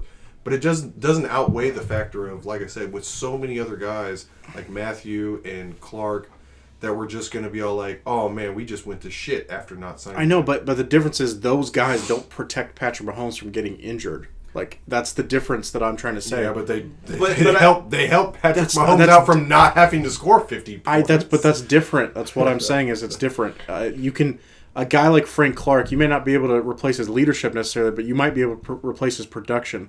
Orlando, I just want to know what the game plan is. If this offseason we regroup in June. Let's say we regroup in June. It's like, hey, what did the Chiefs actually do at left tackle? Okay, we can talk about that and give Brett Veach his flowers and be like, yeah, he found a solution. Right. All I'm saying is that's the one position aside from Mahomes and maybe Kelce that I'm like, and I agree. You got to be careful with that. I do. I agree with that 100%. You have to protect your investment. You have to protect the reason that you win. But if you're going from, let's say, the 8th best left tackle to the 16th best tackle, and you're saving $10 million a year, $8 million a year. Probably more than that. Does that outweigh the con? It depends on what you use that extra $8 to $10 million on. And I agree, but like I just said a minute ago, I want them to go use that money to get somebody who can get after the quarterback. Yeah, and you made a good point, and I'm like, yeah, that would help out if we got another edge rusher that was more consistent and got that. I agree with you. It's just we got to see if that actually happens. So I think this is a good transition to, like I said, like Brown just said, to transition from what you could spend that money on. So in the same aspect of, I get it, MVS, we got the rookie, Sky Moore. We got Kadarius Toney. Potentially Juju. Let's see what happens with him. I think he's. I think we can obviously let him walk. Obviously you have he's Travis. Gonna want too much money. Obviously you have Travis Kelce. Yeah, I'm with you. So if you had that money to spend, what's the next viable? So you're saying let's say hypothetically all our free agents basically go out the door. And it's like, what would you do to like rebuild the roster? Well, not saying like all of them, but in the same sense. Are you saying just wide receivers specifically? That's what I'm saying. What's I obviously heard a little bit from Brown. Obviously we want to stack up the defense. Do we? I don't think in the Spagnuolo defense is. I don't think in Spagnuolo's defense we're ever going to be a top 5. Let's talk about who we're willing to let go, and then talk about what positions we think need to be helped. So we're all in agreement. Juju, if he wants top dollar or at least really good money, I don't think he's that guy though. that we all agree with that. That's why I don't we're think like, he's that if guy he that- wants, You don't think he's that guy, or you don't think he's that guy that wants the money? I don't think he's that guy like Tyreek and some of the other guys that. I think he's willing to take. But are you especially- willing to pay $15 million a year? I'm not. for Juju? I'm not. Absolutely not. What else are you going to get though? Draft more guys. I There's don't always care. receivers. Receivers different though. Receivers different. I'm willing to take I my don't chance to think receive. receivers are different. I don't want to pay Juju even I $12 don't either. million a year. I don't either because he's Then who are you going to get? Well, You let's trade for DeAndre? no, okay. Hi, let's say no. this. That's even worse, to be honest. But say this. Let's do this right now. So if we let Juju go, and let's say we don't draft another receiver, don't pick anybody up for free agency. If we had MVS as wide receiver, well, I don't know how you want to do it, but Tony MVS as our top two receivers, and then you have Sky Moore in the slot.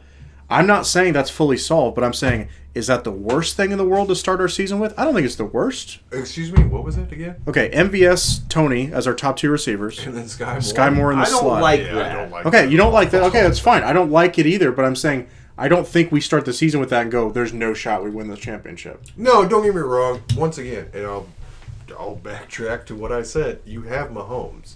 Like you said, you have Peyton Manning, you have Tom Brady. When you have those guys, you When got you a have shot. those guys, you always have a shot, no Yeah. matter what. We're gonna. Yeah. It'll probably be another AFC West title, so on and so forth. But to Super Bowl contentions, it would be nice to, Have somebody else. well, like other teams are trying to do, to have that that Yeah. that number one wide Yeah. receiver. Yeah, no, I agree And with you. Juju was for the in the He's a number meantime. two that we had to put in as a number one. No, yeah, because obviously, yeah, with Kelsey, if he's still able to, Kelsey's your number one receiver. yes, if Pretty he's much, if yeah. he's on still the same production, so on and so forth, yeah, he's the number one wide receiver. But in the same sense, you've got to get someone. You can't. If we drafted one, that's the thing. Is like the I Vikings. Don't know that I But want to at use our a at number our one pick, on that. yes, But- that's but- what I'm but- saying. I don't know that but- I want to use. I know the this- first I know pick. this is- Who would it even be right now? I know- This well, isn't hold a on. So I know- I mean, honestly, what you're going to get at the end of the first round is like a Jalen Hyatt from Tennessee, but- and I don't like that. But hear me out.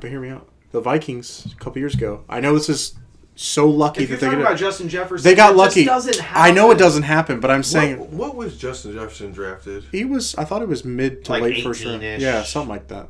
We don't have that pick. I know we don't. I know we don't. And I'm not trading up to get that guy either. No. Okay, but no. if you knew that guy like had Justin Jefferson But you talent, don't I know know. you don't, but I'm saying play along with me. I don't know that I can play along. I with get this. it. I get what you're saying. Yes, and I will play along. And if I knew in Madden, because I can scout guys, The TCU wide receiver Johnston or whatever. Love that guy. Right. yeah. Quentin If Johnson. he starts slipping, are you saying if you're He's Brett not- Veach? he's not. I agree with you. I agree with you, but I'm saying hypothetically. Nope. I know, but I'm saying hypothetically, he starts slipping. It's too much risk. Fill Here's in- what I would like. Fill in the positions that you need, and so on and so forth. Like that's the You only. got to draft the best available player if you're the Chiefs. In the end of discussion, I don't care what position it is. You take who is the best. I agree with Yes, you. I agree with the you. only reason why I think it makes sense to me is, and I don't like the draft compensation. If it wasn't for the Unless it's draft quarterback or center. if it wasn't for the draft compensation, I would be all like, sign DeAndre Hopkins in I a don't- fucking heartbeat. You finally get the stereotypical guy tall. that you can throw to on third and long. Yes, yeah. first and 15, first and 20 Yeah. on the goal line. DeAndre Hopkins and Mahomes. Yeah. Boom. Yeah. Love And Hopkins. then you got Kelsey, and then you got Moore. I love Hopkins in this offense. But do you know you'd have to at least bare That's minimum the give only up a thing. second Yes. round pick. That's the only And you're going to thing. have to pay him, even if he doesn't restructure his contract and he keeps the same contract, it's $18 million a year. Rumor, But rumor do you- on the street is he's tired of losing. He wants to He win. did So say too he will take a salary cut. to get to the Okay, Chiefs. so what, he's going to go down to 15? Possibly. I mean, You take that Orlando Brown contract away. What else do you think at No. the best draft available at second Brown. round? I don't want him for $15 million. No, but at the best availability that you have at second round, what do you think the Chiefs draft? I don't know. Look at what they've done in the second round recently. Okay. Creed Humphrey, Nick Bolton. Bum. No, I'm just kidding. Just kidding. So you think Humphrey, but Cook. So those positions are filled up. So at second word's still out round, on what Cook. do you think that the Chiefs I like need? Cook. Do you think they draft a left tackle? In the second round? Depends on what they do in free agency. What else? Maybe. What else is a need that you think in the second round that they draft and becomes instant starter? Instant starter. I mean, maybe you do find a safety that can outperform Brian Cook. Maybe you find. I think that we can easily find someone that's better. Maybe you find your right tackle because Wiley's gone. Yeah, and I'm fine with him walking. So Maybe you find Kelsey's replacement with another tight end. Stop that. You have Stop to start that. thinking We've, about we've that. been trying to find that. Brown. Okay, but Noah Gray Brown. was like a fucking 5th round pick. Brown. Don't tell me we're trying to replace this him with play, a no, but this 5th plays round into what you're talking about as far as taking the best player. Because if a tight end falls that you're like, hey, this is right in our lap, he's the best available player. Sure, then you can be like, this is the Kelsey I replacement. would not but- even be mad if they took at 31 if one of those top tight I'm not ends taking like. the big one again. All right, Is I'll it take the big fucking one. you Fuck up? it. God damn! I'm all like, I Jesus wouldn't even Christ. be mad if at 31 one of those top tight ends falls to them at 31 and they're like, look, this is the best guy on the board. No. Look at what I'm kind of with No. Jeff. The only way I would do it A is tight if he's, end if he's at fallen a 31? lot. minus being a murderer, Aaron Hernandez and Gronkowski. That having two tight ends that I don't were care. I really don't care. good. I don't care. That was a scary fucking offense. All I'll say is, if the guy was, let's say, like the Chiefs had the guy like as a top 12 pick as far as talent wise, Yeah. and he fell all the way to us 31, sure, that's great value. Take him. But aside from that, I'm with Jeff. I'm not saying Just I not- don't think that's our system. I think that's that's 100% our system. No, it's not. Running backs and tight ends had more Because receptions. Kelsey's not worth anything for a blocker. We need that. Kelsey's a great blocker. He's not. He's That's fine. bullshit. Blocker. Listen to Mitch A Holtis. great blocker. Mitch Holtis will find you video. He has said it. He will go find you I would video. love to see him go up against Bosa and all those other great defenders. I'm not saying that he's going to take him on one-on-one, but he's a He's serviceable gotten better. blocker. He's gotten better. Yeah. If we're so worried about left tackle, and you're all like, oh, well, we got Travis Kelsey, like he could, we got Jared McKinnon. He can go over there. But Jeff, kind of maybe to what Brown's saying, if we could get a tight end that was a better blocker than Kelsey, and we could groom him once Kelsey's like aged, No, and I understand There that, is but not no- in the first round. Not in the first round. unless he's fallen a crazy bit and he's super There are- talented, that's the only way I There's do it. way more positions. There is- I agree with you. We shouldn't Yeah. be looking for it, but Kyle Pitts, let's say, and I know he's not been the greatest first two seasons, but Even that, no, but I'm saying a Kyle That's Pitts bullshit. talent. I'm saying a Kyle Pitts talent. If he fell all the way to us, but yeah, why would we not? There's only 4 positions at 31 that I would just be like, what the fuck did you just do if you drafted them? I was a punter. Quarterback. Well, okay, I'm not even counting specialists. Quarterback, Well, yeah. running back, center. Center. Or guard. Because guards we have Trey Smith and Thuney. Tooney. Thuney. Yeah.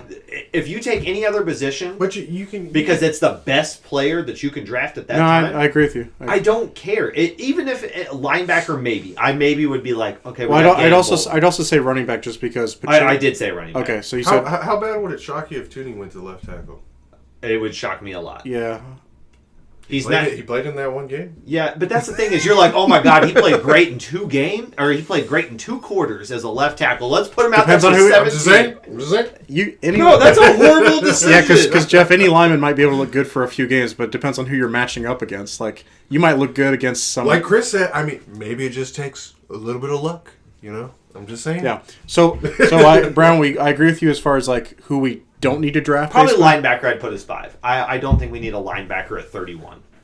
I really like Nick Bolton. I really like Willie Gay. Who's our other linebacker? Leo Chanel, which he really... But very, very rarely did the Chiefs run an actual typical 4-3. Yeah. So having a third linebacker He doesn't would make have to be. I think that So- when it comes to that point, he has to be hybrid. He's got to be like a safety He's linebacker got to be let's- like what's his name, Tom Ali or something like that, where he could rush the or quarterback. like let's- Justin Houston. You know what I mean? Let's Like, wrap up the Chiefs conversation. I want to Yes, finish, yes. but I want to finish it with this because it's on the topic of what we did. Okay, so we'll get closer to the draft. Draft is next month. We'll get close to it. After you have one last Chiefs topic. Okay, but just talk about. Let's say hypothetically Orlando Brown walks because it sounds like it's more likely he's walking. Yep. Let's say Wiley walks. Let's say Juju walks. Okay, aside from that, what are the top priorities that we need to hit as Chiefs fans? What do we need to hit in the draft/free agency? What are the positions you're like need to work on that? So minus tackle, we're saying... No. You can say tackle because if you're saying those guys are gone, I think it's tackle. tackle's your number one. Yeah. Okay. What you else? have to figure that out. Right. Okay. What else do you want them to try to like work on and Well, if Juju's gone, you have to find a replacement for Juju. That's 900 yards and 70-something receptions that you have to replace. Okay. That's a lot of wide production. receivers important to you. Do we like our secondary? Love our secondary. Yeah. Justin Reed was really. You didn't hear his name called a whole lot, and to me, that's a really good thing if because you're a safety and you're not Yeah. getting your name called a lot, I didn't hear any penalties getting called on him. I didn't No. see replays where he's getting destroyed in coverage. I didn't see that. And I'm glad that I wouldn't say glad. I'm okay with Thornhill leaving. He's a free agent. He's probably gone. I like Thornhill, but it depends on how much he's asking. He's for. gonna get a payday. Once again, yeah. Yeah. Yeah. No news is always usually good news. I would say it's got to be. There's two positions that stick out to me more than any, though. I would like another corner. I like our corners. It'd be left tackle. Duffy got roasted a lot. McDuffie? Whoa. Yes, did you watch the replays? That touchdown to AJ as Brown. A rookie though, I don't like that. McDuffie's going to be a CB1 in Yes, this league. yes. I hope so. Yes. I root for him. I Yes. like him. Yeah, Yeah. I love McDuffie. Don't even bring that up again. I'm gonna bring it Yeah. up again. That's a shot. That's a shot. Whatever. Left tackle and DN. shot. Or tackle. Just tackle in general. Those are and the DN. two because DM we need a better pass rush and left tackle obviously. You can never have enough Yeah. pass rush. Yeah, and then I would say to me it's wide receiver / corner as third most important. It's something I'd really like to see the Chiefs go after, and they just don't because it's not the typical Spags DN. They don't have speed rushers. They've Well, never. Frank Clark was kind of supposed to be that, and then But even him, he was more of a hybrid. Yeah. He had power and Yeah. speed. Yes, you, yes. you don't have those speed guys like Yeah. Leonard Floyd. yeah. Well, we've always had that. I feel like in the Kansas City's defense. And Well, no, I mean, just even like you go back to the beginning of the Reed era, you had Houston. Yeah. Houston was more of a speed. I still think he's hybrid though, because he could play Yeah. linebacker. He could play linebacker. I mean he Holly was was a speed guy. Houston technically was a 3-4 linebacker. Yeah. Different systems. Yeah, I know. I think Ali made more of his plays though on the actual line when he lined up. I think Yeah, so, but he too. was a Yeah. speed guy. Oh well, I mean, He became at first, yeah, but at he first, became at bigger. First, he became at bulky. first, yeah, because he's like 270, Yeah. almost 280 in this. Yeah, Brown, what was the thing you were gonna say? You said you got one more thing. What was it? So I want to talk maybe real quick about what's the one under the radar person that's maybe a free agent, trade possibility, or just somebody in general that you're like, this is the guy I want to target For the Chiefs to get. for the Chiefs to go and DeAndre get. Hopkins. Yeah, he's the guy that I'm hearing about. That like basically what Jeff said. I get we don't want to give up a second round pick. I get all that kind of stuff, but it just no. that I know, scares me. I know. But what Jeff's talking about, we let Juju walk. That's some salary that basically we're like, hey, we got some salary to play with if he walks. Yeah, but he wasn't that. Yeah. I know, but if we can, Juju wasn't Not all that. expensive. Juju wasn't all that impactful, but if we could get a DeAndre Hopkins that is, as of right now, isn't he still considered? I would say at least a top 5 receiver in the league, No. top 10. So 10. going Okay. back, 5, no. going back to the Lamar Jackson conversation. What have you done for me lately? Yeah, that's where it drops DeAndre Hopkins. I know, but Kyler because got of hurt the and steroid was- use because he got hurt at the end. Your best Ability ability is is your availability. Yeah. availability. because in the time that he did play, what was it, 6 or 7 games? He racked up some yardage. and I'd have to look it up, but in 6 He was games, playing with backups and he still looked good. but how much of that was garbage time shit, too? No, I watched But it. There even- was I don't like that. I don't like that aspect. Oh, is it garbage? Or he's the number one wide receiver. It's all like, well, look what Devontae Adams did, and they barely got anywhere this year. I mean, like, you can't judge You're- skill position players on winning. You can't do It's that. all about value, and I just don't see the Yes. value in paying somebody I just- $15 million a year I do. and giving up a second-round pick. I do because if he's that guy that basically the teams want to. Would I be upset? No. Okay, No. so that's the important part is that so you're not right like now, I would not shut it down and be like, fuck it, I'm done. No, I'd be like, okay. So right now, And Veach, I trust. so right now, if you had to pick between Juju or DeAndre Hopkins, who would you pick? DeAndre Hopkins. Hopkins. And I'm not worried about like, okay, so besides the draft compensation and so on and so forth. No, take that all out. I take Hopkins, 7 days out of a week. And there you go. And I think like And Juju once isn't. again, it's finally, Mahomes can throw to someone that's over. That's 6 tall, fucking yeah.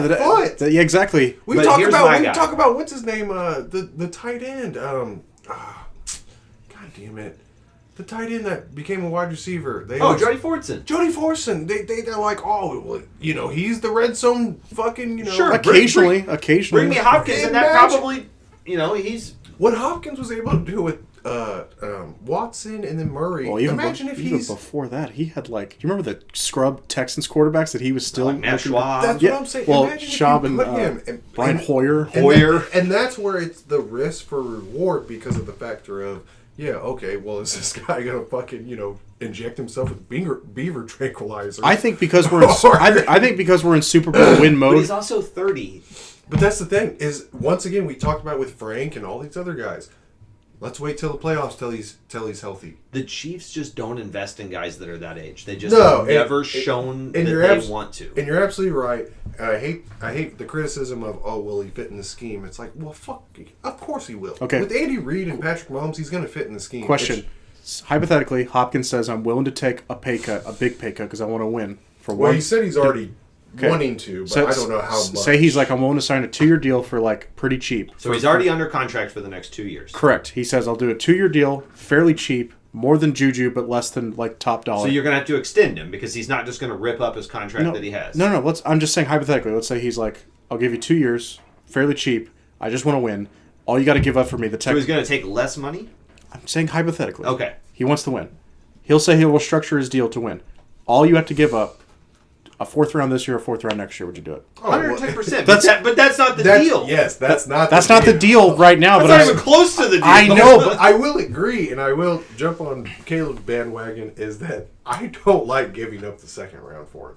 3rd round, I'm Third all round like, beyond, you're okay 3rd with round, it. I'm all like, go get it. Hell, I'll give you 2 third rounds. because it's more of a crapshoot at that point. Yeah. Yes. Yeah. But yeah. I'm not giving you a 2nd round, especially this- what this- Veach has okay, done in the that's- 2nd round. that's fair. Yes, because like you said, even though I kind of disagree, if there's somehow, some dumb luck, he does find somehow a fucking left tackle at 2nd round, I wouldn't be surprised. It's possible. He's the guy that would do it. Exactly. Yeah.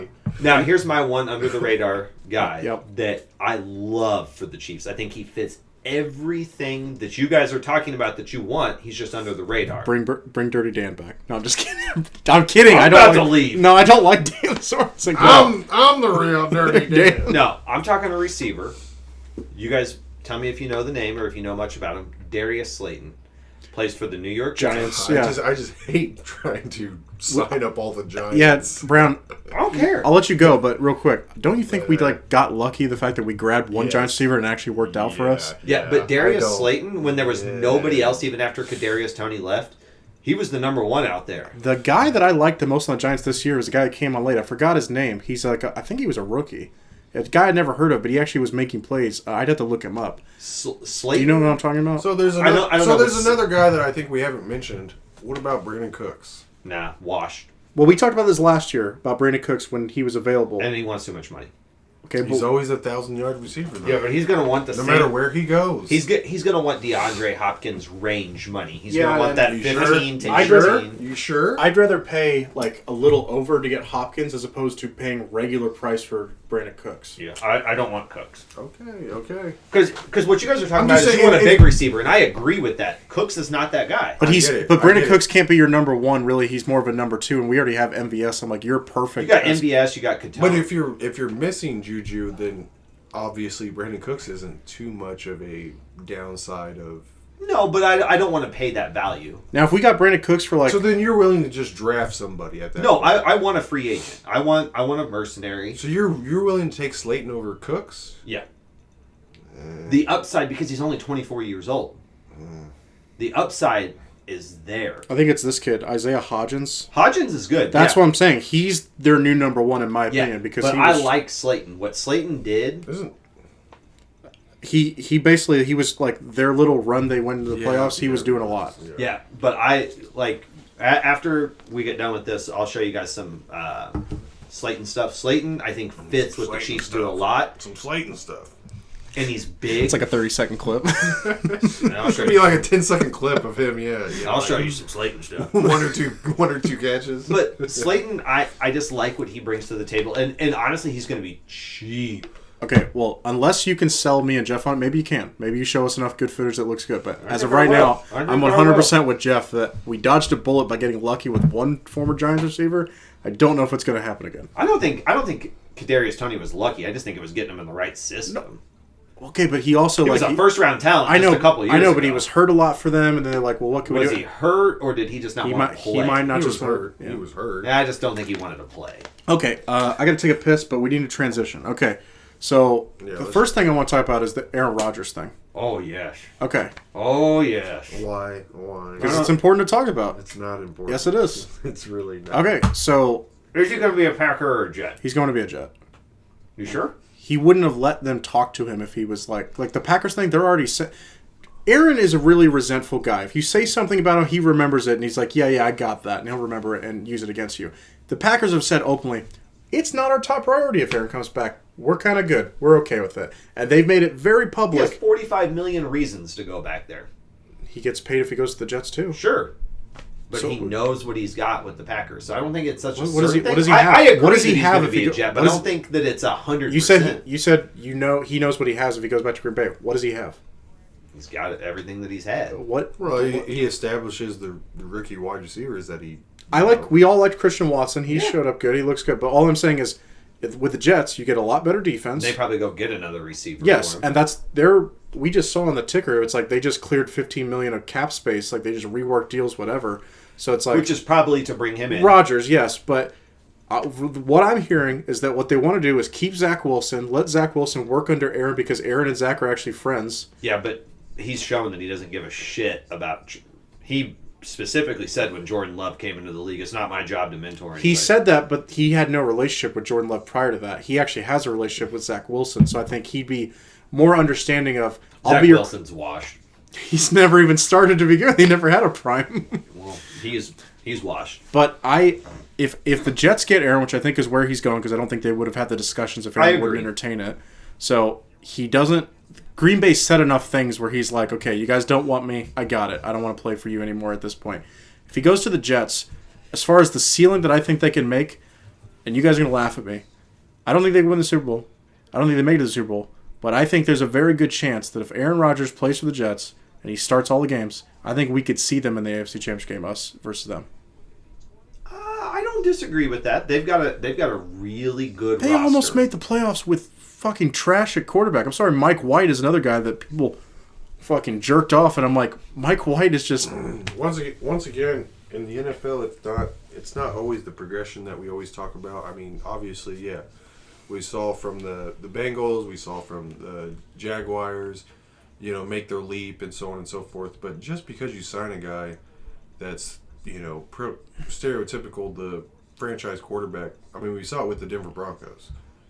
How far did they fall off? And then in the same sense with the Rams, I mean, yeah, granted they got one Super Bowl, but how far has that team fell off? I know, but I don't think the Rams is a good comparison because you can't ever fault the team if they won a I think Super it's Bowl the with best comparison because, yeah, I mean, the Rams then had they won the a- defense. The Rams had... Okay, but if you're Yeah, but asking, the Rams went on the whole fuck them picks. yeah, thing. correct, and the Jets haven't done that. They've actually used their picks well. What I'm saying is with the Rams comparison, if you ask the Jets fans, hey, this first year you get Rodgers, you're going to win a Super Bowl, then the next 5 years you're going to be screwed The because Jets would take it in a fucking correct. heartbeat. They don't care. Yeah.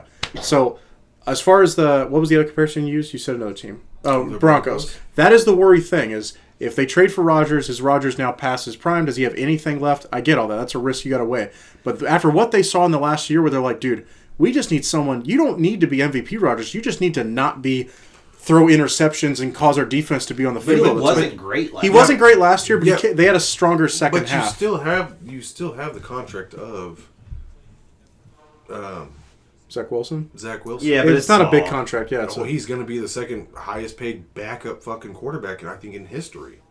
Nah, because he's still on his rookie deal. It's not that big. I don't think it's that I big. think you'd have to do some research. I think he will be the second highest, Well, if not the highest the backup quarterback. The alternative is you either rework that deal or Because you they move him. restructured it and they gave He's him- not going to restructure it though. That doesn't make any sense for him. Yeah. But I thought, okay. I mean, in the same sense, just because Yeah, he of signed that- a 4-year, $35 million deal. That's not egregious. That's not going to hold you back from doing anything. Plus, that's also like he can still be your backup. And I know you said that's expensive for backup, but the bottom line is, if something were to happen to Aaron, it's nice to have a guy. Look, Zach Wilson's got a lot of problems. He throws a lot of picks.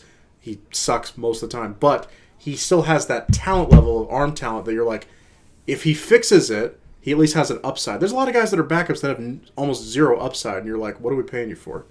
See, and we Bridgewater. got on this topic earlier about Justin Herbert and his game films, this and that.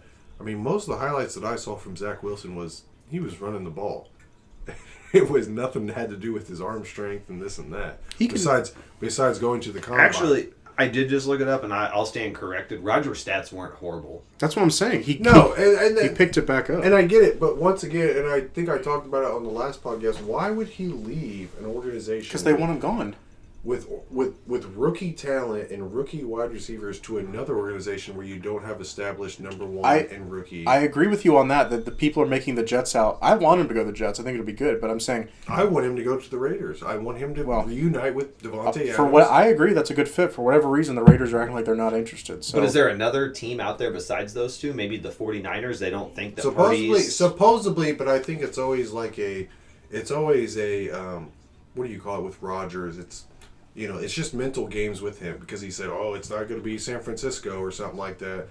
I mean, that's the only two teams that I think possibly, if not potentially. But I agree with you with the Jets that like when you really look at their weapons, they have Garrett Wilson and like not a whole lot else. You got Breece Hall. He's going to come back. Breece Hall, good running back. And Garrett Wilson was Rookie of the Year. Yeah, I know, but what Jeff's saying is like you don't have like the Raiders have Renfro, Waller, and then Devontae Adams. You have three really good weapons. What's his name? Hopkins, or is it Hopkins or Hopkins or whatever? But he Hollins, but he's not a rookie. He's actually a free agent. Oh shit! I didn't know that. Yeah.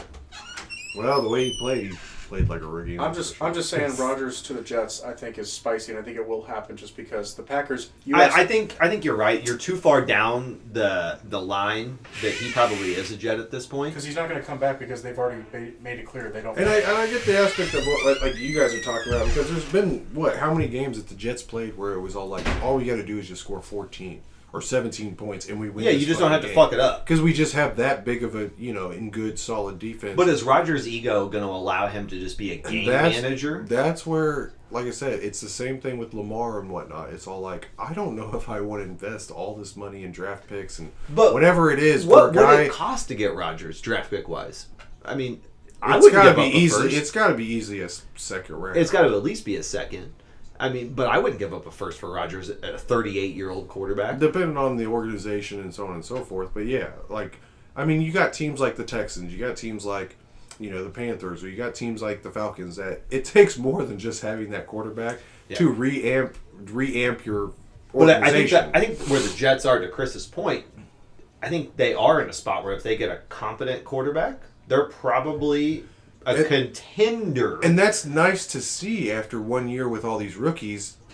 I would like to see 2 or 3 years to see the consistency of these rookies before all of a sudden you're all like, Aaron Rodgers is going to come in and just, You know who I think would be a good... Because look at that division.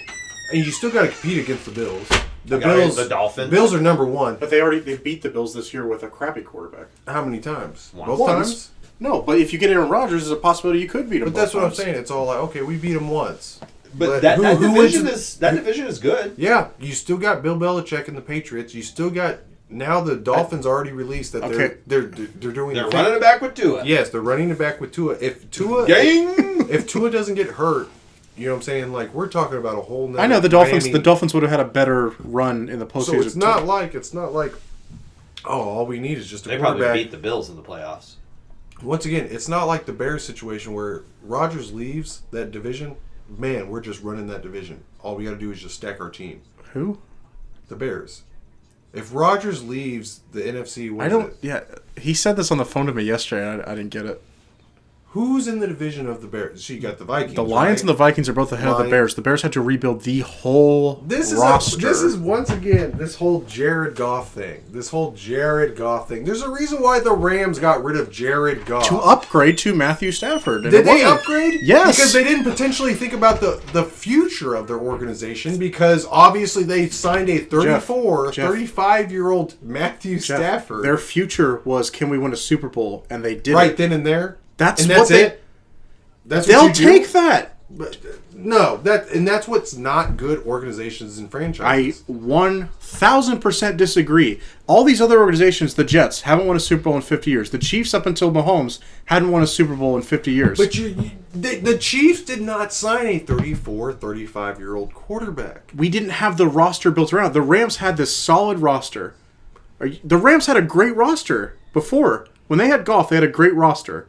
They had Aaron Donald, they had all these pieces on defense, and they're like, why do we keep coming up short? And they're like, we think we can do better than Jared Goff. But look at them now. If Goff was the guy, then they wouldn't have traded him. I'm not. You already said they had a great roster. Is it not possible that two things can be true? It's possible that Matthew Stafford was better than Jared Goff, but it's also possible that Jared Goff is not trash. He's a good quarterback. Why can't those both be true? Because look at the Rams now. They're like that now because Stafford got hurt and a lot of the guys that they had on the team either moved on or retired or they aged. But you're asking, you said the Rams were run terribly. They were. They won a Super Bowl. I mean, but that doesn't. That's what I'm talking about. You're talking about one instance, 1 year, for winning the Super Bowl. If they don't win the Super Bowl, did they run it right? You think in the next 10 years the Rams are They going back make to it to the Super Bowl. I can say you can make it the argument. But in the next 10 years, do the Rams go back to the Super Bowl? Because they went to the Super Bowl with Jared Goff. they did, but they came up short and they weren't good enough to win it. But that's what I'm saying. Why go all in and trade for Matthew? To win a Super Bowl. I don't understand. What is the point of And then playing the once- game? To win the Super Bowl. That's the whole point. They did that. That's my point. Is you're talking Success. about how good Jared Goff is. I mean, why if you got there with him, and it's that detriment to solidify yourself over to win a Super Bowl, you're just willing to just 1 year give it all away, and the next 10 To years upgrade? you're just going to be trash. So upgrade? if the Rams can make it to the Super Bowl with Jared Goff, can the Lions? No. I think it's possible. Now the NFC's gotten even weaker. Yeah, it's No, possible. you're out of your fucking mind. So once again, You have the Bears winning the division. I think you're out of your mind. No, Easily. I have the Vikings winning that division. No, how many times have we seen it? It's history repeats itself. The Vikings, 1 year they're in the playoffs. Next year they don't even make it. The difference, but the difference in that one just alone. I get what you're saying. Teams go from last place to first place. The difference is No, I'm not even saying last place. The Vikings just have a record. If you look at history, yes, they make the playoffs and they don't make the playoffs. And exactly. The difference is, Jeff, the years they don't make the playoffs, it's not like they have one of the worst rosters in the league. The Bears have And I'm not. the But they have worst one of roster. the worst defenses. The Vikings do because This year, if you yeah, look at the they do. point Yeah, differential, yeah. if you look at the point differential on the Vikings and their games that they've won, they've had to literally win games by 2 point something, if not 3 Their points. secondary and linebacker. And that was the very same good. thing. The trouble that the Lions had. The Lions, besides this year, last year, were so close in so many games. You're right to point to those flaws. Those flaws are real. You're right on that. History repeats itself. I'm not saying you're 100% crazy that the Bears could flip it around. What I'm saying is you still have to address, and they did it with the we can talk about it, the trade that they pulled off yesterday. But I'm saying, Jeff, A felice. Jeff, their roster is so barren with crap. Who. The Bears. I wouldn't say crap. I mean, like, if you're talking about the Texans, yes, I'm all like, that's crap, That's yeah. just straight garbage. You don't only win 2 games when your team is Who? The Bears. They didn't win 2 games. They won 3. more than 2 games. I think they won 3. They won like so 4. you 3. I'm Yeah. sorry. You don't go 3-14 because your roster is good. But once again, we talked about the point differential. I mean, there's a lot of games that the Bears. Oh man, you lost close. Good job. We fucking throwing out participation trophies. Once again, we just talked about the Minnesota Vikings. But But they haven't finished with like the worst record in the league, like ever since I can remember. Yes, they have. No, they haven't. Yes, they They'd When have was to the have last time Minnesota had It the was first overall pick? They haven't. No, Jeff. I wouldn't say first overall. That's how you but get the they've first been in- overall pick to have the but worst they've been in- record. Yeah, I mean, That's that how is they the way got that- Justin Oh, Jefferson. What are you talking about? He was like Jeff, 18. you're because way they off had the to rails. trade for Stephon Diggs to get to that pick. Sure. Jeff, you're way off on this one. You're comparing talent to no I talent. love what the Bears are doing. I will give you that. I love what the Bears are doing. They are up Now- and coming. So, Now- but that's what I'm saying. We're not talking about the Bears being in the fucking AFC West. We're not talking about the Bears being with, the Jets and so on and so No, forth. would I be surprised if the Bears win that division next year? No, I wouldn't be Then shocked. I don't understand. I would be. That line right there. That line. I'm not surprised. I would be. if they win that division. So I- I don't understand your I never comparison came to off. saying like, "Oh my God, the Bears are just god awful." I never said that. They are god awful. They had the worst record in the league. They are god awful. I just said they have a lot to prove this year. So did the Bengals, the Cincinnati Bengals, when they drafted Burrow. So did They the did. Jacksonville That's- Jaguars last year. How many times have we seen this? What are we talking about? But here? that's the difference. Is Joe Burrow? Well, the was- AFC South was complete and utter garbage. Joe Burrow. Well, now this year. Joe Burrow- Now this They year. were last year. No, because the Colts were all of a sudden expected to be the team. But what did they do?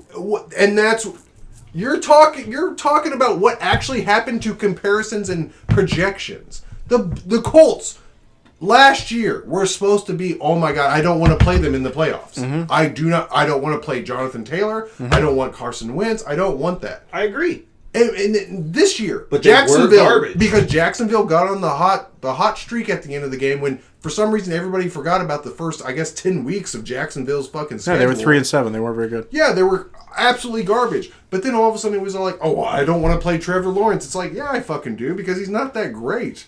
He's not that good because of their strength of schedule and they got lucky. And I'm not saying, the Bears are going to be astronomical. They're all of a sudden Justin Fields is going to be MVP. I'm just saying with that division, if Aaron Rodgers leaves, don't tell me you trust in Kirk Cousins. Don't tell me that. If I'm betting money, if I'm putting money on it, the way everything sits today, where it looks like Rodgers is leaving, right? I'd probably put my money on the Vikings. I'd put it on the Lions. Because that's the safe bet. That's easy. And I understand that. I'd put it on the Lions. I don't know about the Lions, but I'd probably they finished 9-8, and they're building towards something. I don't get it. And once again, that whole division is just going to be up. It's just like the Saints. It's just like the Bucs. Okay, I guess my question to you, I don't think you're... I don't want to say you're batshit crazy for saying the Bears can turn it around. Yes, they'll have they should have a ton of draft picks. They'll be able to regroup, take a shot. Take a shot. I got the timeout. I got the... Yeah, you gave me the fucking monster one over here. Yeah, dirty. What is he, an elk? What is he? Looks like a fucking pig from Looks here. like Looks like a pig with antlers. Okay, so looks like a goddamn, I guess, reindeer or something. the Lions the Lions the last couple of years have put some pieces like in place. I like what the Lions are doing. Correct. So if Rodgers is gone, is it absolutely crazy that the Lions make that they win the division? I don't think it's crazy. I think it's just up for grabs in general. It is up for grabs. Jeff, if you told me, hey, I think Justin Fields is going to make a big improvement, and they already had more on the roster together, I would agree with you. I guess just watching Justin Fields more than Kirk Cousins and Jared Goff, I just feel like I see more production and more progression into the Chicago Bears. Okay, so what's more likely? I'm going to give you two scenarios here. You tell me what's more likely. Yeah, I like this. Yeah. Okay, what's more likely?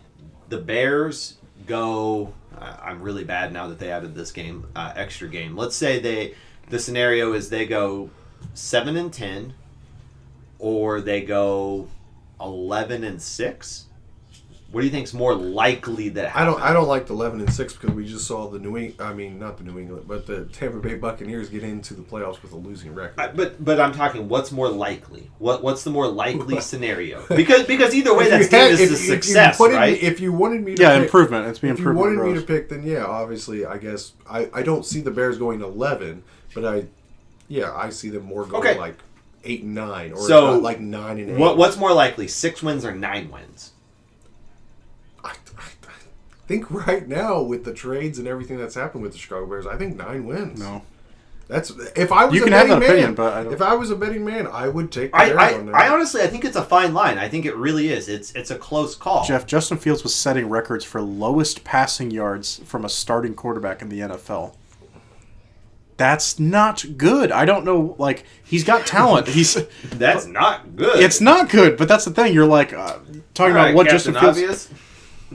Well, you would think it'd be obvious, but then he's picking the Bears to do some major turnaround. You would think it was turnaround. obvious that Trevor Lawrence was going to be garbage for the rest of his year. Same with Joe Burrow. Same with Jalen Hurts. I mean, that's why we have the projections. That's why those aren't fair equivalencies because is it? Trevor Lawrence. Those guys. Have you seen Trevor Lawrence's actual stats this year? He was not setting records for lowest completion yards in a game. Look at Trevor Lawrence's stats this year. It's not nothing astronomical to where you're all like, oh my God, he beat out Justin Herbert. It's because they went on that tear of their schedule for the last 6 games that they eked into the playoffs. Actually, his stats are pretty good. What is it? 4,100 yards, 25 touchdowns, 8 interceptions, and a 96 quarterback rating. That's pretty good. For what, though? For the record that they had? That's just his season stats, I would imagine. But what was their record? What they do? They finished 10-7. Yeah, because they were 3-7. They won out. Yeah, so they were 10-7. Then they won the playoff game against the Chargers. So 11-7. If you look up and him they lost and Jalen Hurts' stats like throughout their careers, I think Lawrence actually technically beats out Jalen Hurts by a little bit. If not, Hurts almost beats him out squeakly by a little bit. This is just passing. And that's we won't take rushing in. But Hurts was 37, 22, and 6. And that's what I'm saying. You're I get it. I think we're downplaying what Lawrence did. Lawrence was pretty damn good last year. No, I don't think he was that good at all. I think those are good stats. I think those are good stats as well. What would you rank him then? As far as if you're just saying, is he top 10? Oh yeah. No. No, he's No. not. I'm Top with 10 Jeff. quarterback? I'm with No, Jeff on he this. is not. I'm with Jeff on this. No, he is not. People throw out that top 10 thing very loosely, and then when it's time to pick who your 10 quarterbacks are, He's definitely top 10. we're not talking about a projection of what he could No. be. He Talking about- was top 10 last year. Okay.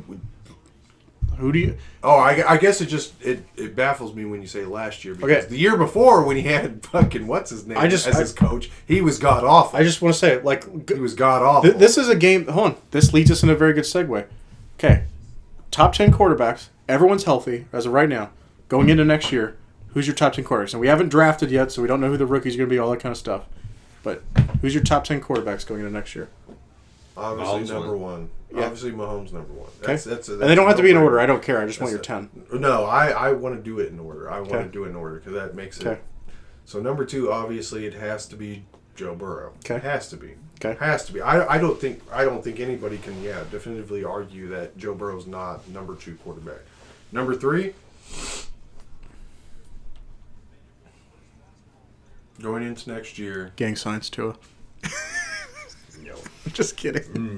No. Negatory, Captain. He did prove a lot, though, this year. I think you guys are going to be really surprised. Trevor Lawrence will fill in your top 10. No, he won't. I guarantee No, he he does. won't. Okay. I guarantee as you guys do this exercise, Trevor Lawrence will be in your top 10. There's just not a way you're not going to put him in We'll there. see. Number three. I'm not doing it in order, so it'll be easier for me. Yeah, but that's the thing. You got to do it in order. I just need to name 10 quarterbacks I believe are better than Trevor Lawrence. Cool. Slowly. Then you're so confident while Jeff thinks. Name me 10 quarterbacks that are better than Trevor Yeah. Lawrence. Go ahead. Patrick Mahomes, Okay. Joe Burrow, So you got 2. Aaron Rodgers. Okay. Okay, I'm just He's making... big on the Aaron Rodgers. Has Trevor Lawrence won 2 MVPs in the last 3 years? I don't think so. I'm not Well, saying... he hasn't been in the league for the past 3 years. It's actually a lie. He actually... Oh, it's 2 years. He's been... I'm not saying that you're wrong that Aaron Rodgers is better Give the than guy a him. chance. Go ahead. Okay, so that's 3. Josh Allen. Okay. Okay, so you guys aren't going to agree with me on this. I would take Jared Goff right now over... I'm not putting Jared Goff. That's fine. That's fine. All right, go ahead. Okay. That's 4. Dak Prescott. Okay. Okay. You got 5. I thought it was 6. You got Mahomes, Burrow, Rodgers, Allen. I think who did I say? Goff. Goff, and then Prescott. Okay, you got Prescott, 6. I'm telling you, Lawrence is going to end up in your top 10. Okay, if healthy, Lamar. Okay. I'll throw you a freebie here. Herbert. Yeah. So you got 8. Although I will say I'm lower on Herbert than a lot of other people, That's fine, but he's still a top 10 quarterback in the NFL. talent-wise. But Yeah. So you got 8. Because now you're really I getting know. down. Yeah. Now you are getting to it because like I like Kirk Cousins a lot, but I can't. I don't think I can make that. So I'll just throw out some names because I got the list up here. You haven't said Hurts yet, have you? Jalen Hurts. Okay. He's in there. So now we're getting down to you got Cousins, you got Geno, you got Tua, you got Trevor Lawrence. I'd probably say because of production, I'll go Cousins Okay. because Cousins puts up good numbers. So now you're at 9. No, I thought that was 10 because I did Hurts and Cousins. Okay, so you've got 10. Yeah. But I don't think that you can definitively say that Cousins... I'm not Trevor Lawrence. It's not that he's not in that conversation, but what I'm saying is there are people, maybe not you, but there are people out there that would be like, "You're fucking crazy that Trevor Lawrence isn't in there," and I'd be like, I don't know. I can make the argument Kirk Cousins is better right now than Trevor Lawrence. I can make that argument. I think I can. We're not talking about like future I know, upside. I'm not talking about projections. So if That's a good comparison, I think.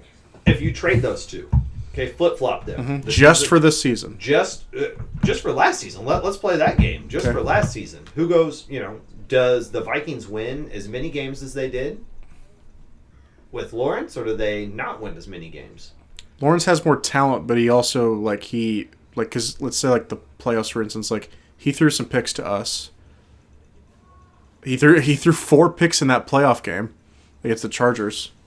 So he threw 4 picks. Like he was not good. He got good as far as like coming back from that. Yep. But he was the reason why they were in the hole that they were in. Yep. So even though I like Trevor Lawrence a lot, I really do. I still need to see more from him. I think he's the top 10 quarterback, and I think you kind of proved it. He's because borderline, You to really me. because you were certain before this exercise. You were certain that. But he I did wasn't. find my 10. You did, but I think some of your 10 were a little borderline. Okay, actually, I want to make a swap with you. I think he is actually in my 10 because I'm going to take somebody out. Herbert's going out of my list. Okay, I can't agree with What that. the fuck? I can't. I'd rather have Trevor Lawrence than Justin Herbert. You're a fucking bum. So That's my bum of the week. Is great. yeah. I thought I was going You to guys like the you week guys after like golfing last you week, guys like but- Herbert more than Trevor I Lawrence? easily love Herbert. Yeah. I easily love Herbert more than Trevor Lawrence. Easily. He doesn't come up clutch like ever. So here's my 10. Mahomes, Allen, Burrow, Mahomes, Allen, Burrow. Okay, Rodgers, okay, Herbert. okay. I like that you picked Allen over Burrow. I'm not saying them in order. No, you got to say him in order. What's the Okay. point But of? we all agree Burrow's better than Allen. Yeah, so Mahomes, Okay, Burrow. thank you. Mahomes, Burrow, Allen. That's 1, Okay, 2, thank 3. you, And thank I you, don't thank think you. that's arguable. I don't think that you can argue the top 3 right now. Rodgers 4. Okay. 5, I'm going Herbert. Yeah. 6, I'm going Hurts. Yep. Yeah. 7, I'm going Lawrence. Okay. 8, I am going Lamar. Okay. 9, I am going. Wow. Actually, you know what? No, I still like that. So I'm on 9, right? Mm-hmm. 9, I'm gonna go Kirk. Okay. I already said Lawrence, right? Yeah. Yep. 10, I'm going, if healthy, Tua. Wow. Wow. Did anybody mention Dak Prescott? I did. He He's in did. my 10. Okay, I was about to He's say. in my 10. I was all Because like, Dak wait a Dak minute. is And I could be flipped either way. Yeah. Tua or Prescott for 10. because that to me, I'm like, don't get me wrong. We saw some flashes from Tua this year that I'm like, all right, like, because I told Jeff, I was like, you showed that like you deserve to like possibly be a starter, but he obviously just the concussion thing. But I'm also not sold on Dak. What did Dak do in the playoffs to really solidify himself? He played good against Tampa, but then he He was dog shit in he that was. second But round. San Francisco has a really good defense. Yeah, but but I know, he- no, I get it. You got to play against the best to be the best. That's what I And- say. Dak's not. I think anyone that would have him in top 5, I don't think anybody does. But if he was in top 5, that's ridiculous. But top 10, I'm like, we start nitpicking as far as those guys. And that's where you're looking at. So, you know what? For all intents and purposes, Prescott's probably 10 and Tua's 11. You could flip-flop those, but this is where I get into projections a little bit. I think whole season, if Tua stays healthy with the concussions, I don't think it's an argument Tua's in the top 10 and Prescott's out. So do you have Jalen Hurts above Trevor Lawrence? Yeah. I do. Yeah, I do. Do you understand what Jalen Hurts' passing stats are? They're good. 22 and 6. 22 and 6, but what's his quarterback rating? 105? No, I'm not worried about that. Yeah, I don't care No. about QB rating. Okay, but what's his yardage? He has 3,700. Yeah, and then you add in the dual threat on top of that. And that's the thing. Right now, as of right now, if we're actually considering like ranking based on stats, Trevor Lawrence is technically 9th, and he's above Jalen Hurts, Yeah, but and he's above Aaron Rodgers, and he's above Tua Tagovailoa. Well, with what? Whatever. With what ranking? The stats, just yards and touchdown to ratios. Because you're including his rushing stats. No, this is just passing yards. But that's where the dual threat comes in and pushes him up. Yeah, and I'm okay with that. I think I'm fine with you including rushing yards because I mean, that's part of his position if you Yeah. can do it. So Yeah, if you can do it, then it counts. yeah, So do you know who's better than a lot of the guys that you mentioned? okay, go for it. Geno Smith. Yeah. Geno Smith had I need 4,200 to, yards. I know, but I need need to to see see it. more. 30 I need to see. touchdowns. I need to see I it need to see more. more. Yeah, And that's where we get, I like Geno more than Tua. And that's where we differential. Well, I don't horribly disagree with that. And that's where we differ. But we're looking upside. I know. But once again, that's where we differ It took because Gino, 10 You're not years put, to you're not figure putting Geno in your top 10, are you? you have to. You have to. Because that's where we differ. Because like Chris said, are you counting on projection? No. Mine wasn't projection, and you're right on that. So if we're part, not but counting on it's projection, just for next Geno season. Smith is better It's than Trevor just for Lawrence. next season. Plain and Okay, simple. so all we're doing is just looking at the stats then and saying who was the 10 best. That's not what I'm quarterback. doing. I'm not talking about that. They play. I mean, look what Geno Smith did with They play his a- roster and so on Jeff, and so forth Jeff, compared to Jeff. The stats play a part, but what I'm saying is just going into next season. Obviously, if a guy coming off a great year, does that automatically mean he's going to have another great year? Not necessarily, but it might play into what happens.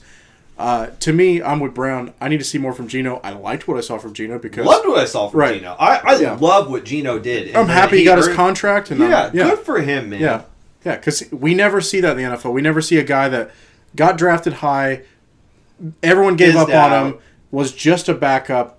Didn't really He ever. was a backup for two different teams. And we all, I think, 3 Chargers, Giants, and Yeah, 3. Okay, Seahawks. 3. But we never saw anything really from Geno. Even when he was a starter early on with the Jets, I never saw No.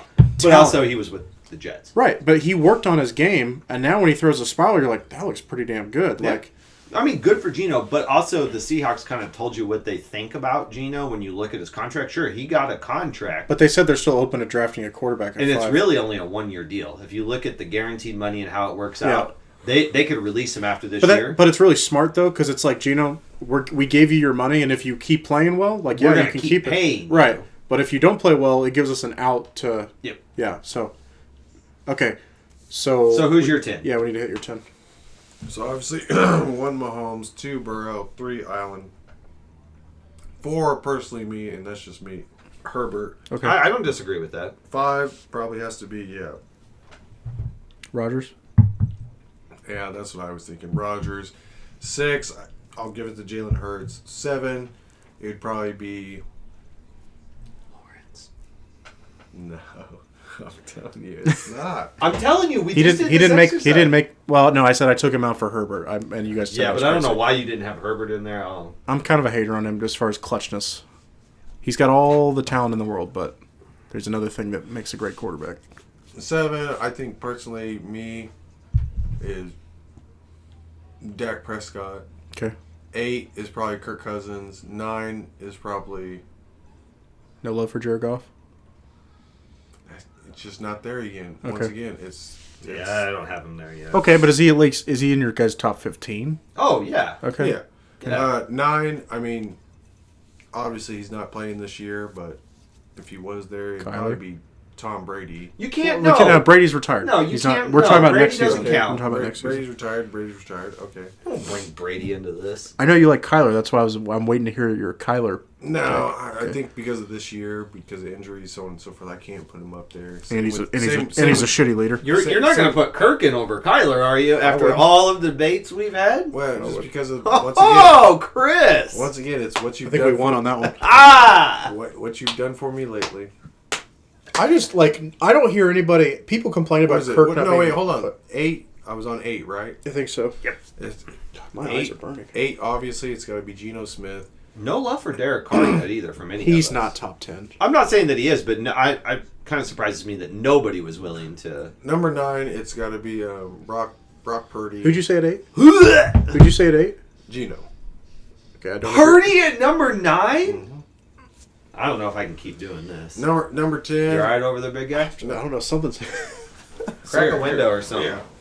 Oh shit. Number 9, it's got to be.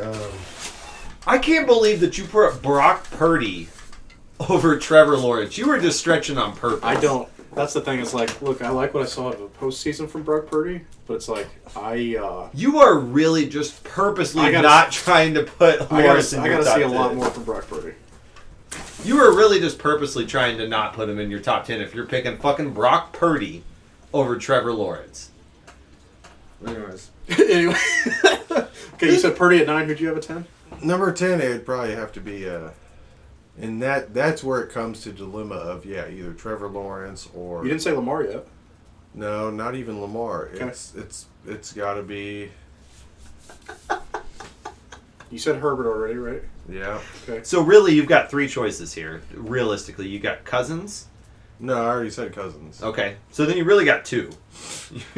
You've either got Trevor Lawrence or you've got Lamar Jackson. No love for the rapist, Deshaun I Watson. mean, I got Tua. I got Derek Carr. No.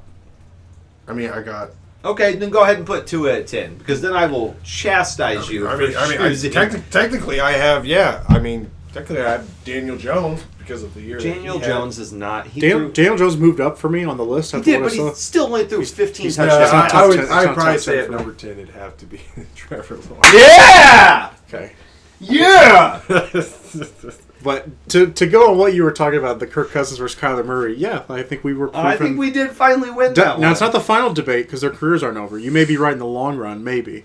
But because if, The way it looked with DeAndre Hopkins going somewhere else, it doesn't look good. right, and I think Kyler's going to miss most of the season, I think. That's what I and heard. they brought in a defensive-minded coach, too. I don't like that hire at all. That was a horrible hire. I'm not the big like Eric Bieniemy should get a job everywhere because a lot of owners apparently have a problem with his legal history of like he got arrested multiple times. That's their problem. But the thing is, I'm like, the Cardinals need a tough-nosed, offensive-minded guy. That's exactly what they need to work with Kyler, and he would have been, like, perfect. Somebody needs to go in there and kick Kyler in the Yeah, ass. and go, hey, to be a good quarterback, you need to be a good leader. You Guess have what you all of aren't? the traits to be Yeah. a good quarterback. You just need your ass kicked. Guess what you need to be? Good leader. Stop playing Call of Duty so much. Yeah, it's double XP weekend. I don't care.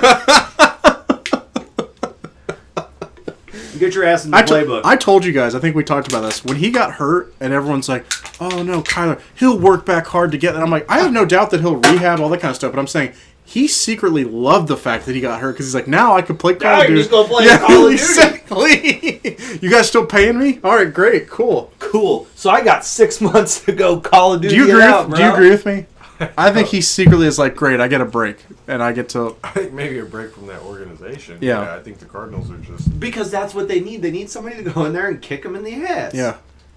Oh, by the way, you love Jacoby Brissett, and you're higher on him than most other people. But I'll say the Cardinals. Would that not be a good place for him? No. Kyler's going to be you know hurt. where the best spot for Jacoby Brissett is? Dolphins. No, Back again? right here in Kansas City.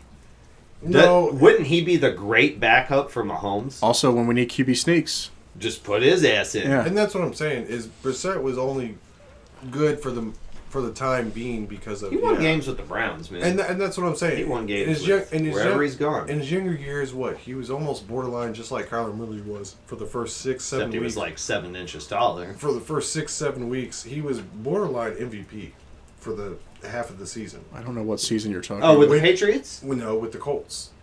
Oh, no, he was really good with the Colts that year. Yes, Yeah. thank you.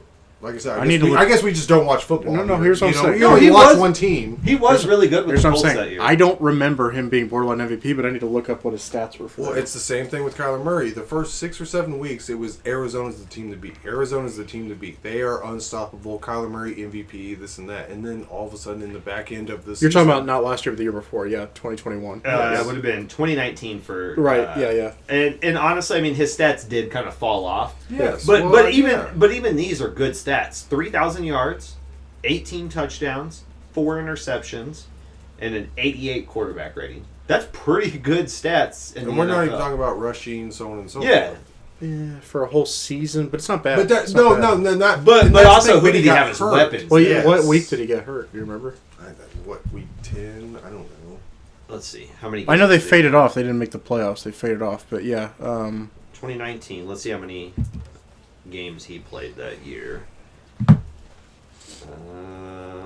Okay, so That's the only thing I can say about Brissett is that, once again, I almost see him as just a. He's a, what is it? He only played 11 games that he's year. a low end starter / really good backup. Well, like that's if not, he's just a maintainer. Yeah. Until you know what I'm saying. If you need to get 4 out of 4, he's He's your not- guy. He's your guy to go in there with the offense and the scheme. He's not going to go in there as the Texans. No, but if your quarterback goes down with like a 4-game injury, But that's why can he come out with 2 wins out But of that's that why, stretch? yeah, at the end of the season for the Browns, it was all like, okay, Deshaun Watson came in. It's his opportunity to get them into the playoff because And he Brissett fumbled literally that. fucking managed the whole. Deshaun was not good. No, And I don't think he's going to be good again, guys. Like, we talk about like quarterback rankings. Deshaun right now, if I had to put him somewhere, he's probably still in the top 15 for me. But I can't. No. I'm saying I'm still going to put him in the top 15 out of respect for him. But I'm That's a saying shot.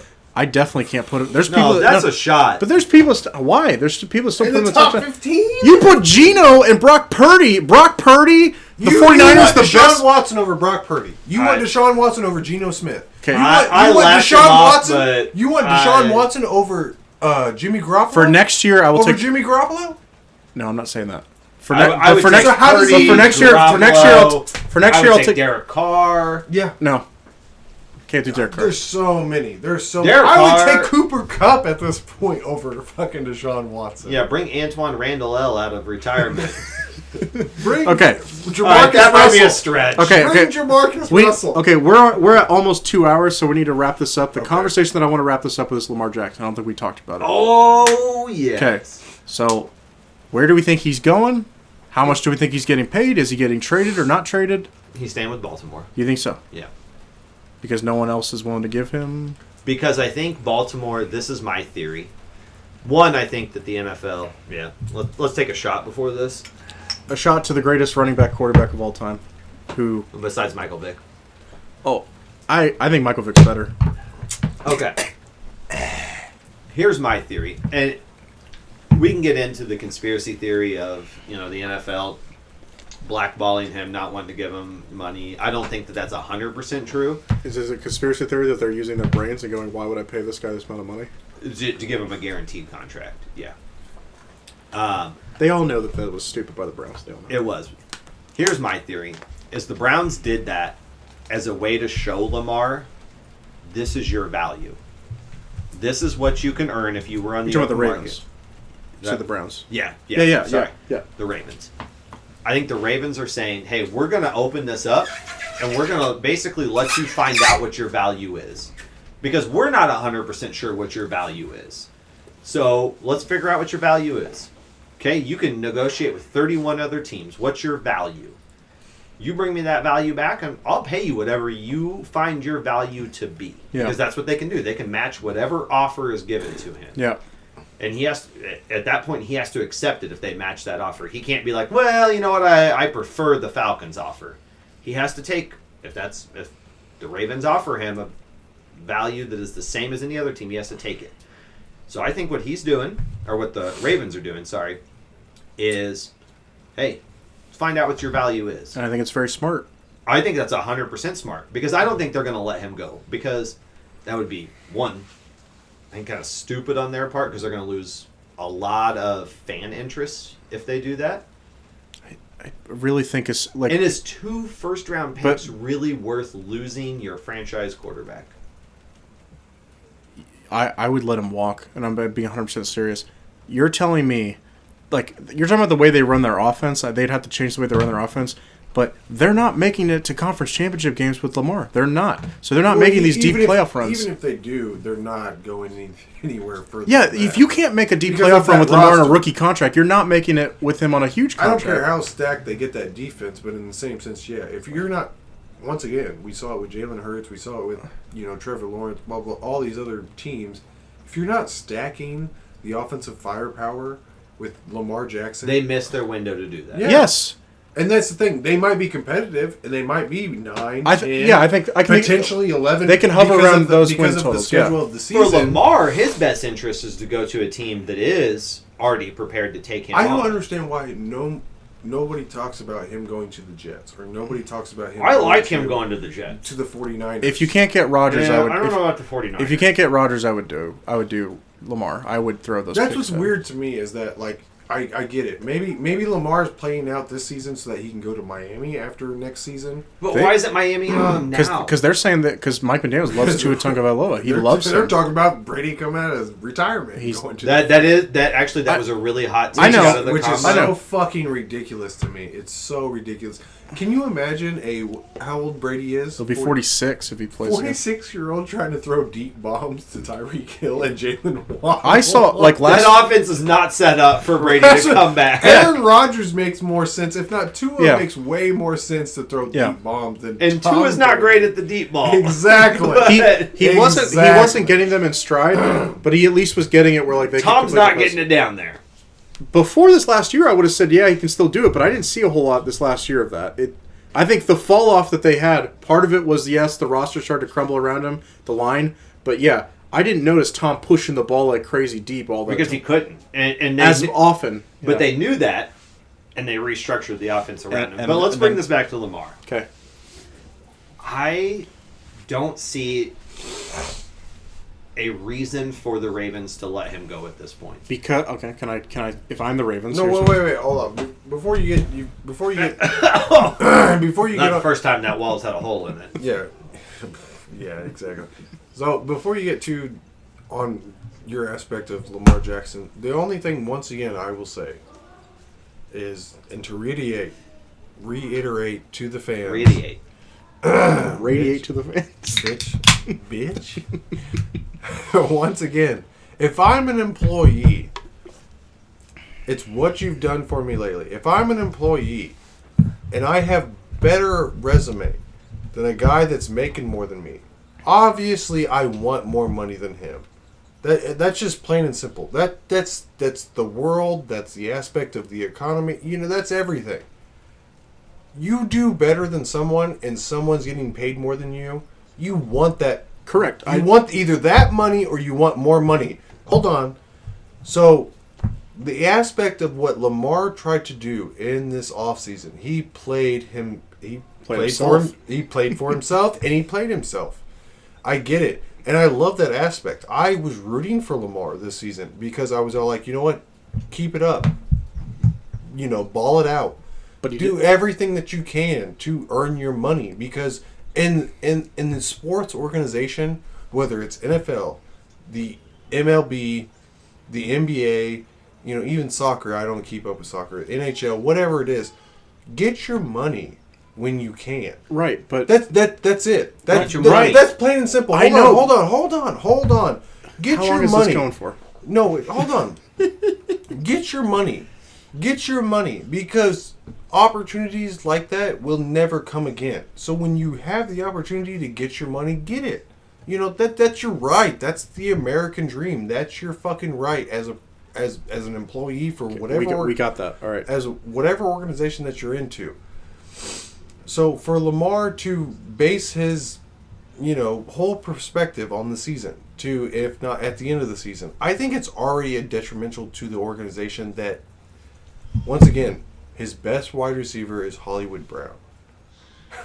That's the best he's ever played. That's all they've done for him. Well, he's not there anymore. He's on the Cardinals. But. That's the only thing the organization has done for him, besides Sammy Watkins. So with the fact that the organization... They did draft Rashad Bateman, but that's a rookie first rounder. It's a crapshoot. So anyways, before I was interrupted... Fuck you. So I better get like 20 minutes unfiltered after this, because I've been pretty patient. So before the fact that is the only thing... We've seen Aaron Rodgers. We've seen Patrick Mahomes. We've seen Jared Goff. We've seen all these other quarterbacks. Jalen Hurts, that literally just went to the Super Bowl. Get the compensation. We've seen... not St. Louis, but the Los Angeles Rams with Matthew Stafford. Get the weapons. It's been a while since I've been in St. Louis. The weapons that they desire to progress and become more than, and if not get the opportunity to become successful in the organization and thrive in the weapons that you have to become and show the talent that you have as a quarterback. Lamar Jackson has literally done everything and anything in that organization to keep that franchise going, to keep it going. I don't care how bad or how good of a defense that you have. No one is that successful in winning that division because it has the Pittsburgh Steelers, it has the Cleveland Browns, it has the Cincinnati Bengals. But they didn't win the division. So anyways, there's a difference between being the Detroit Lions, where you get excited about winning the last game of the season, which doesn't even put you in the playoffs, but you want to celebrate it, to winning the title in your division, to getting to the playoff in your division. There's a big difference between that, right? Okay. You guys would agree with that. Instead of going 9-8 and not making the playoffs, when you go 10 and something or 11 and something and you make the playoffs, there's a big difference between that, right? Yeah. Anyways. Yeah, no, I agree. So, for the stretch that Lamar Jackson has had since he has started QB at the Baltimore Ravens, he's had a successful career. He's had an MVP. He's had multiple, like I said, division titles in that division. I think he said 2. That's multiple. Okay, but I didn't say single. Okay, but So once again, before I get, interrupted, Lamar Jackson has the resume to prove that he deserves more money than someone else that got paid the money and guaranteed. You just let me know when it's my turn. More than him. And I don't fault. Once again, if I'm Lamar Jackson, I would easily complain, and I would easily go out of my way to make it abrupt and make it a point of view that I want more, if not I want the same amount as this other employee because I'm better than him. As the NFL, once again, is a number one priority to be a business. and I understand where everybody's coming from. You don't want to have the liability of this quarterback. You don't want to have the pretty much, for instance, the future aspect of paying this quarterback if you don't think you're going to get the results that he thinks he's projected as of with the money you're about to pay him compared to this other employee. And that's fine. That's understandable. Dude, are you doing a Colin Cowherd podcast? You want to go 2 hours by yourself, or am I allowed to talk? Once again, this makes sense. These are facts. I'm trying to get the perspective of whether it's the organization and also the employee. Okay. Are you allowed to hear the other side of it? Well, before I was able to finish, once again, I see both sides. And I like Lamar Jackson. I like him as a player. I like him as a quarterback. And even then, you don't hear things about Lamar that are so misconstrued like as other champions or other players that you would hound for that who Lamar is as a player. So on the topic that I'm trying to explain is that Lamar almost in the right circumstances, in the right scenarios, played himself into the situation that he's in. And he has to be dealt with the card that he has in front of him. And I understand where everybody's trying to come from and what everybody's trying to talk about. There will be a team, whether it's the Ravens, so on and so forth, and he will get his contract. And that's understandable because he is... He will get a contract. Is he going to get the contract that he's going for right now? That's the question. And that's what I'm trying to get at, is that I want you to think about, you know what I mean, more than the aspect of, okay, bam, he deserves this, that's it, finalized.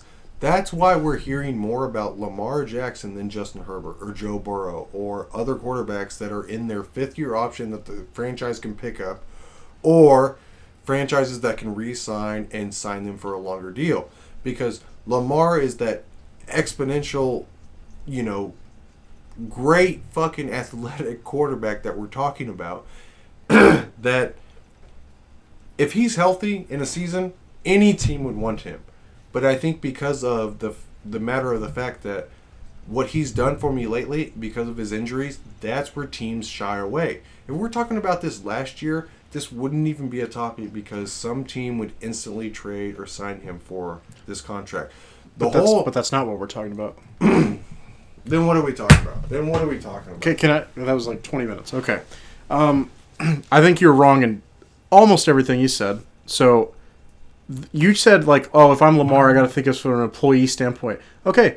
You're saying if you I just sat there for 20 minutes and listened to everything that you said, and I didn't interrupt you. You feel like you should earn more money than another person that doesn't have the training qualities and the aspects that you have in experience in your field of your job. It's not about deserve. It's about what you have the leverage to negotiate. No, and he does not have the leverage. No, and that's that. What are you talking about deserve? Did Deshaun Watson, after his rape accusation, did he deserve that fully guaranteed contract? If some guy just got hired on in 6 months and makes more money than you wouldn't complain. My buddy Jesse is getting more money than me right now. But he got that because he had the leverage to negotiate. You have no problems with that, right? You have no Do I want as much money as him? Yes, but I'm not getting it. And that's Jeff, what I'm trying to get at. And what I'm trying to get at is you keep saying this is what he deserves. Okay. I never said he deserves that. I said him in his mind as an employee he feels he deserves of an organization, you feel like if someone made more money than me and wasn't there as long as me, I would be mad and I would want more money than we can have some common ground here. If I'm Lamar, do I believe I deserve more than Deshaun Watson or the same amount? Yes. So we're right there, right? Bam! That's it. That's all I'm telling you. Okay. That's all. Okay. That's it. All right. Next step is if you're Lamar, and there is no next step. There is no next step. Yes, Jeff, stop fucking interrupting me because I listened to you for 20 minutes and I didn't interrupt you. There is no. Stop interrupting me. Okay, so if you're Lamar and you ask for this contract and you're not getting it, at what point do you go, okay, I asked for this. I feel like I deserve it, but I'm not getting it. At what point do you change your expectations to go like, maybe I need to adjust what I'm looking for? It's not rhetorical. You can. I'm not answering any questions. I'm trying to make you look at both sides of the scenario. I'm looking at it, but I don't feel like you're So looking what at would it. you do? Would you If quit I'm the Lamar? job? Would you quit the If job? I'm Lamar? No, I'm not saying if you were Lamar. If you were at your job right now and Yeah. some guy that came in within 6 months or whatever doesn't have the qualifications as you, doesn't have the experience as you, so on and so forth, you have a better resume than him and he's making more money than you, what would you do? I'd ask my boss for a raise. And if they said no, what would you do? I'd look for a better paying job, but I wouldn't just Then there immediately... you go. That's what Lamar is doing. I know, but the difference is, Jeff, you have to listen to me now. If I'm looking for a better paying job, my buddy Jesse's getting $32 an hour. I'm not getting that. I don't give a fuck about you. No, it's a comparison. It's a comparison. If I'm looking for $32 an hour and I said to these other companies, that's what I want to start at, and they're not giving it to me, But you're talking about Jesse working at a different job than you. correct. But what I'm saying is, okay, same job, fine, because this has happened. There you go. That's what I'm talking about. This has happened before with me, where I got hired on at a place, and because I'm a new hire that's younger than these other guys, I'm getting paid more than the older guys with the experience. So, anyway, those guys get upset, but it's like, do they have the leverage to negotiate that? And Lamar, if he hadn't got hurt this last year and the year before, he probably could get that money, but that's not the world that we're living in. On top of that, his leadership abilities, up until this year, I would be like, man, Lamar's a really good leader, all that kind of stuff. This year, bad leadership to just sit there when it's like, the doctor said you could have came back, but you're like, nah, I'm good. I'm just going to sit out. You know, it's bad leadership for Aaron Rodgers to go into a fucking cave or whatever he did and not agree. You talk about bad leadership, it's all around in the NFL. For you to itemize Lamar Jackson himself and not look at any other quarterback or not look at any other franchise or player in the NFL and to only single out Lamar Jackson, that's what's asinine to me, is because Lamar Jackson himself, just because he's a franchise quarterback, because he is the topic of ESPN right now, and to judge him based on that aspect, we've never seen a person itemize himself and solely think of themselves and be like, I'm not the...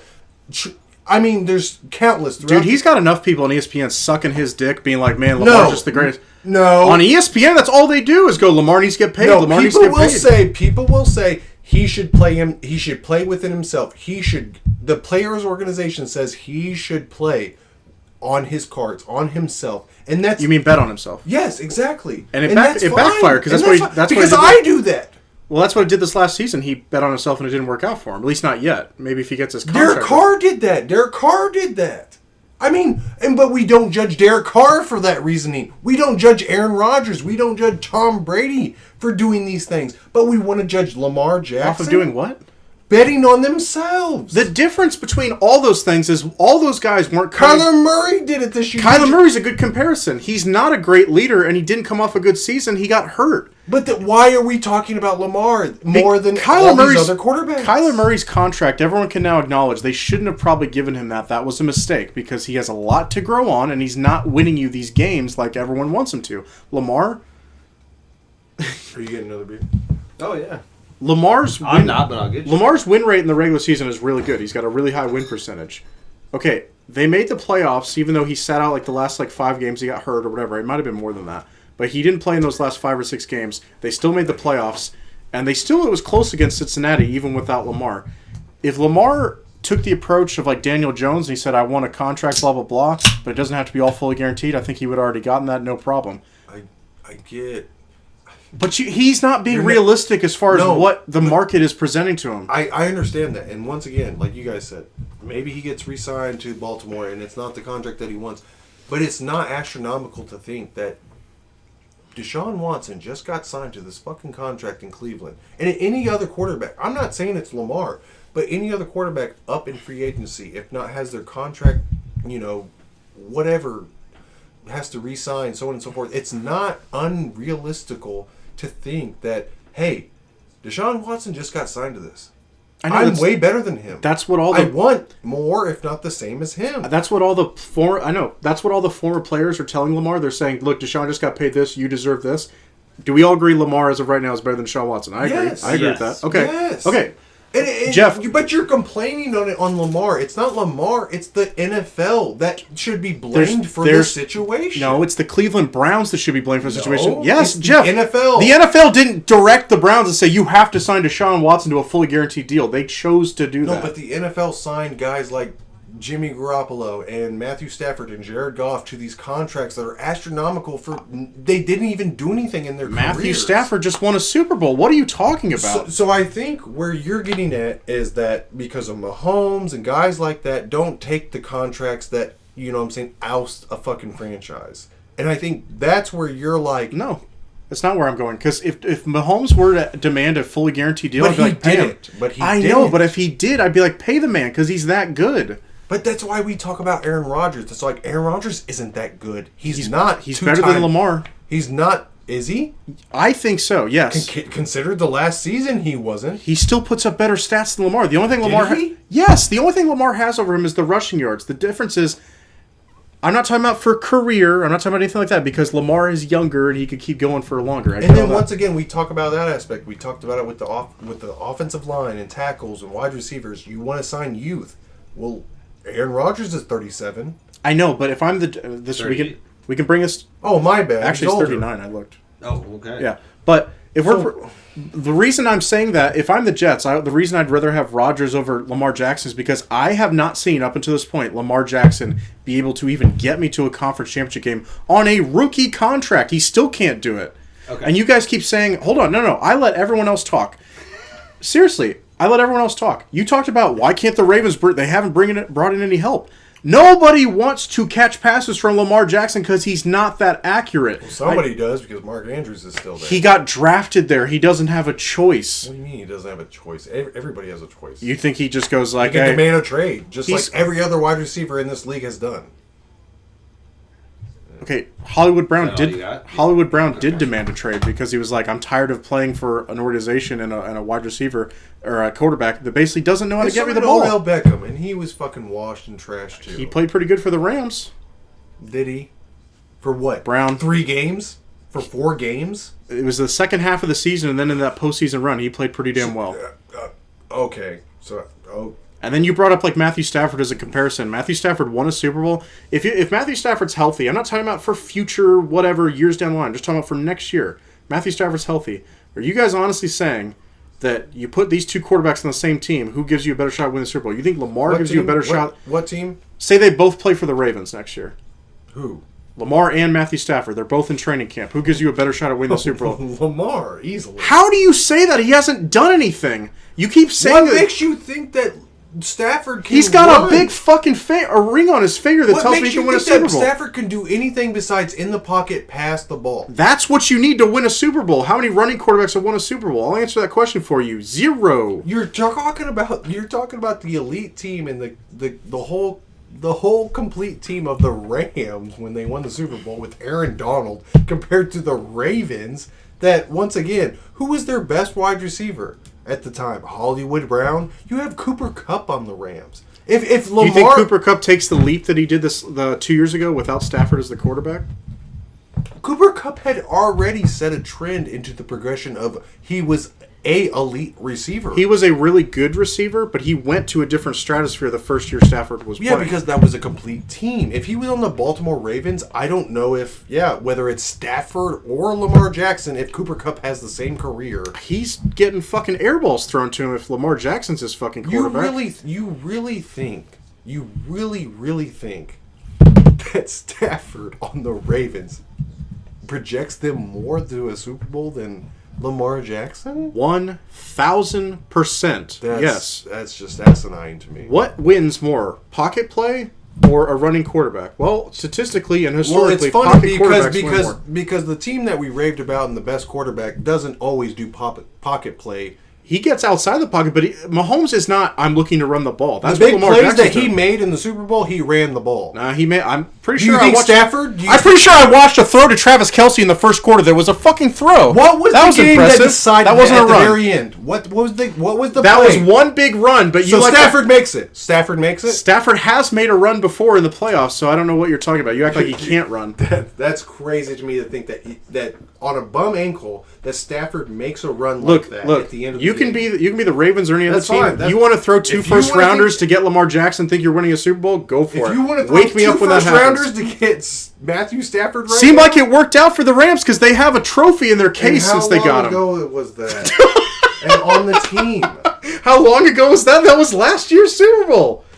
What are you Last year's Super Bowl, the Chiefs won. The year before that, a year ago, that was the Rams. A year ago, they won the Super Bowl. And once again, you're comparing. But you acting like that was like 20 years ago for some reason. So can I jump in here? Yes, I'd love you to. Please. So I'm going to play on both sides of what you guys are talking about here. That's crazy. So Stafford's making that run. He's making that run to win the Super if Bowl. I'm Lamar, my price, I understand where he's coming from. Like, hey, Deshaun Watson just got this guaranteed contract. Like, I want that. He should be guaranteed. doing that. Yes, he should be From doing his that. standpoint, he should. Okay.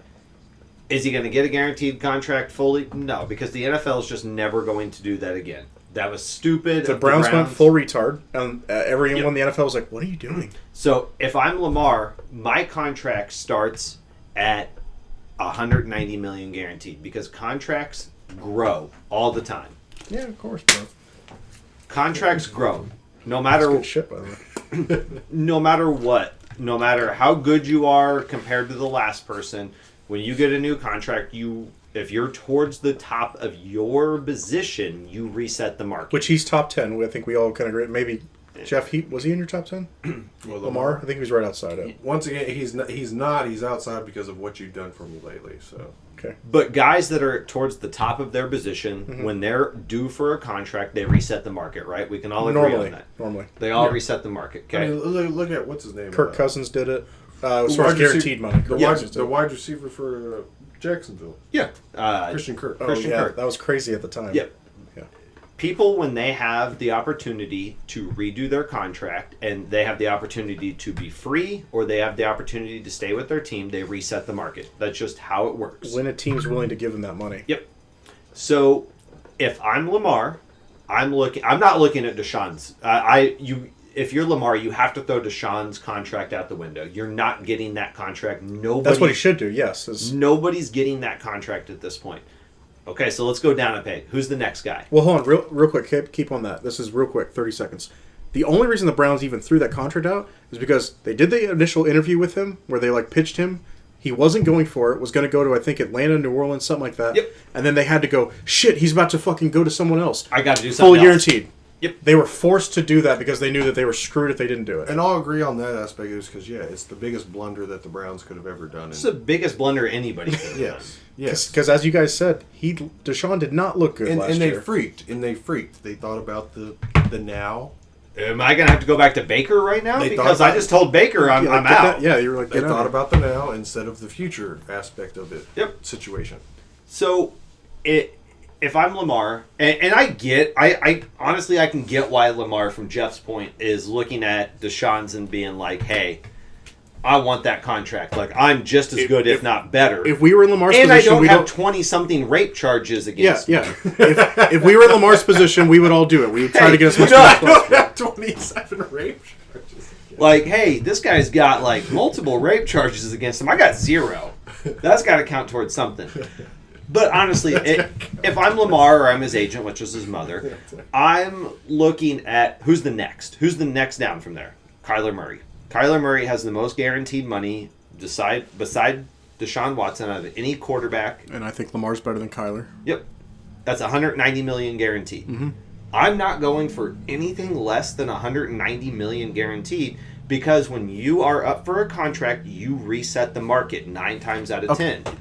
I'm all for what you're saying as far as this is what he should do and go with that. What I'm saying is You're talking about the realistic aspect of it. it's all realistic, but I think that's realistic to ask for that. What I'm saying is just if you don't get it, you got to start going, okay, do I need to reassess and go down a little bit? And I get that. And I think I agree with you, Chris. The reassessment, I think, doesn't start at Kyler's deal. I think the reassessment starts at Deshaun's deal and saying, I need to come down from there. That's what he needs to do. Yeah, because then at that point, I'm saying I'm 1,000%. Yes. There's nobody who says I am worse than Kyler Murray. I mean, maybe there's somebody out there, but it ain't me. Yeah.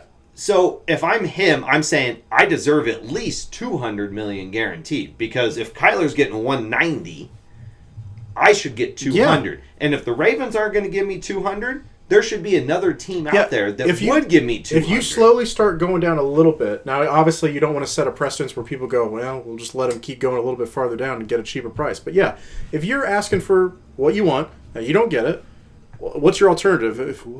I'm out. if you're Lamar, you don't want to sit out next year and not play. Like, obviously, you need a contract from somebody. You need to figure something out. So if you don't get the contract you want initially, that you're asking for fully guaranteed, the max, whatever, go down one step. Go, I want this. See if anybody bites. But that's the thing. So you go down to Kyler. Has Lamar ever suffered an injury that is severe as Kyler's? No. Lamar has injury issues, right?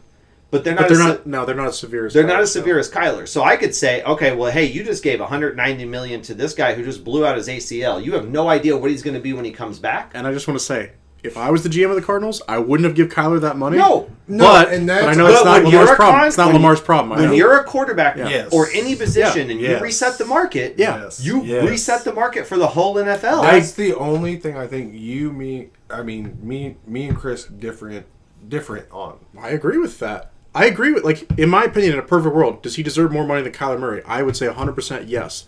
What I'm saying is, it just sucks that everyone's like, pay the man, pay the man, pay the man. All I'm saying is, like, if I'm... But those are idiots. Those are idiots. People will blindly say pay whoever's up, and then they don't think about what the repercussions are. Because that's the projection of the, I'm saying, the People salaries. said pay Dak Prescott, and it's like, yes, I like exactly, Dak, exactly. But that's why I am so confused that all of these teams across the NFL, multiple of them, that need quarterbacks, were like, hey, you know what? We're out because he wants a guaranteed contract. Okay, cool. So you didn't even want to have a conversation to see that he would accept something between Deshaun Watson and Kyler Murray? I think it's because his mom is the agent.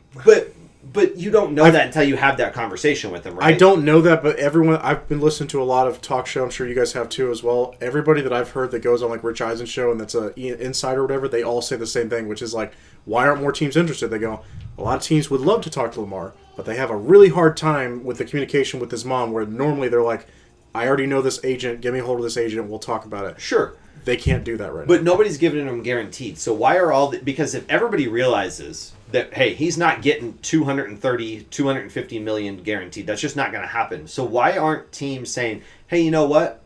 We might be in, but we need to figure out if he's willing to go to 200 guaranteed. They're instantly, before they even get to have that conversation, they're publicly saying, we're out. And in the world that we live in, it is really hard for them to go back from this. If the Falcons who from their own Twitter page, the Atlanta Falcons Twitter page, came out and said, we're out. I don't understand why they were out. How hard is that? I mean, because now it's really hard to go back and say, I don't agree. You know what? We're actually back in. I don't agree with every team saying we're out on Lamar. I don't get that. Now, if he's asking for fully guaranteed and you're all like, we have to give out 2 first-rounders. And fully guaranteed? I get why you're out on that. Because we're talking about more than just the aspect of like, okay, I'm playing Madden and I'm on a franchise, I'll throw out however much money it takes. Exactly.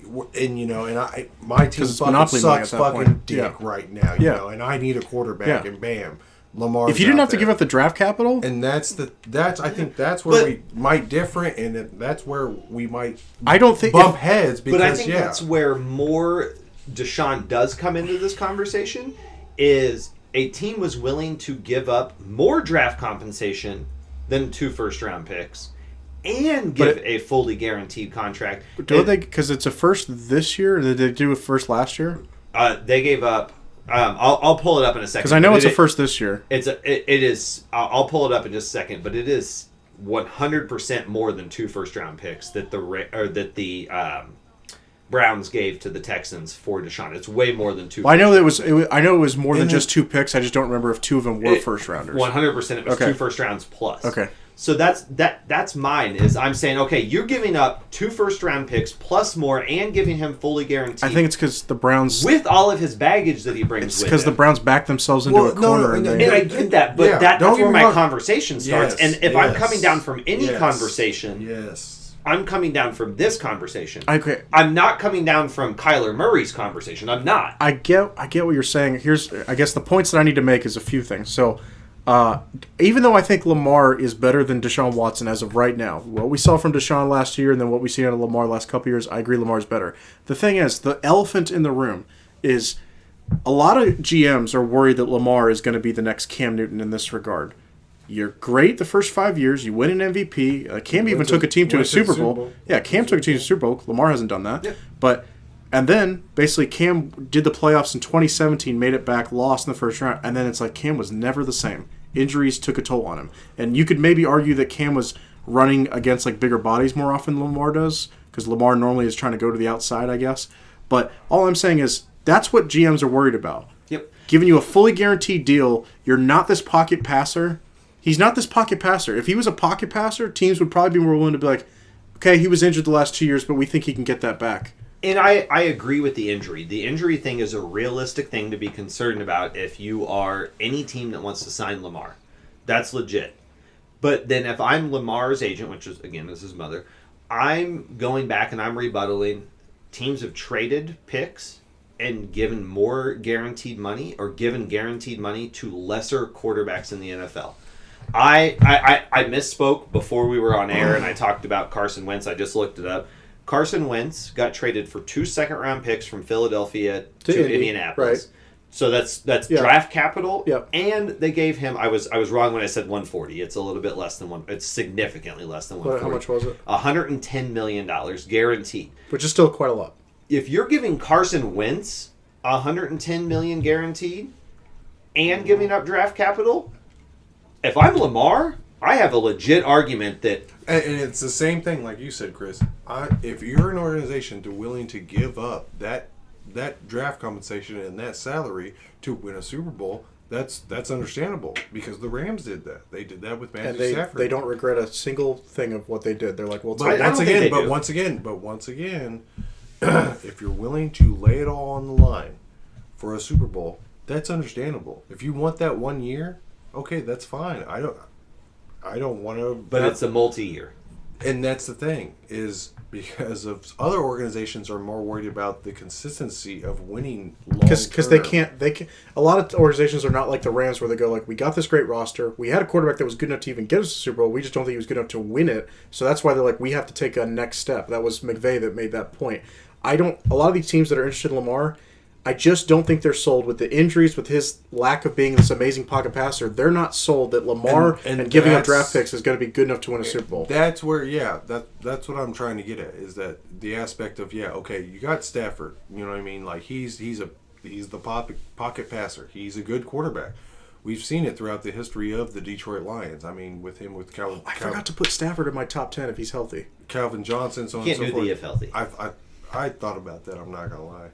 You guys are both bums. But first of all, we haven't even done that bum of the week. But I want to make go ahead. I don't want to interrupt. But no, in the same sense, like I said, if you're a team like the Jets, or if you're a team like just on the cusp, the 49ers. I mean, it's like, why not? No. That's a different argument. The Niners, that's like all they need is a quarterback. So if they thought, I'm not saying I believe this, but if they said Lamar is the guy, we got everything else, Lamar's the guy, I'd be like, do it. Because that's the last piece that you need. The 49ers, how painful is it? They've been so close. Like the Titans. Think about Derrick. They're not close. They're not close. I think they're closer than what... He asked for the trade, didn't he? I could have sworn. I just knew that they were shopping Derrick Henry. I don't know. Yeah. But think about Derrick Henry and Lamar on the same team. No. That's a great dynamic. I'm just saying, I love how that works, but I'm saying I still don't know if that's enough. But I'm just saying there's other teams out there that could say, hey, we're pretty close to being a quarterback away. But here's why I want to wrap up the Lamar conversation from my standpoint. You guys can say whatever. Let's wrap it up. I don't think that draft capital for 2 first-round picks is as big of a deal as what we think it is to NFL GMs if you're getting a quarterback who you think is a winner, right? That's established. Yes, because the Panthers just gave up the 9th pick in the draft. Hey, hold on. They just gave up the 9th pick in the draft, the 61st pick in the draft. Next year's first. Next year's first. Next year's second. It's 2 years from now. It's 2025 second. And DJ Moore. Yeah, it's a lot. To select whatever quarterback they want from this draft, right? And you're giving that up from an unknown quarterback. So you're giving up 2 second-round pick or 2 first-round picks, a second-round pick, a third-round pick, and your number 1 receiver for an unknown quarterback. I get that it doesn't come with the guaranteed money and the money up front. Rookie contract. Yep. Possible higher upside than Lamar. Yep. That's the reason why they do it. But also the lower ceiling in Lamar, or the lower floor in Lamar. Yeah. That's always the risk. Yep. But I don't fault them for doing it because they're just tired of the Sam Darnold, Baker Mayfield. They're tired of the... And I get that. But if you're saying that 2 first-round picks is scaring teams off from making a trade, that's bullshit. Because if they're giving No, up it's- that much draft capital to go up for the unknown, It's because of what they think of one of those quarterbacks. yeah, And and they may think that, but you don't know until you. You don't know, and it's always a risk. But what I'm saying is the disconnect that we have that you guys like Lamar, I think more than I do. The disconnect is, and I think what a lot of GMs are thinking is, they don't believe Lamar is the guy that's going to get you to a Super Bowl. Is he a really good quarterback? Yes. No. But I just don't think the GMs are going.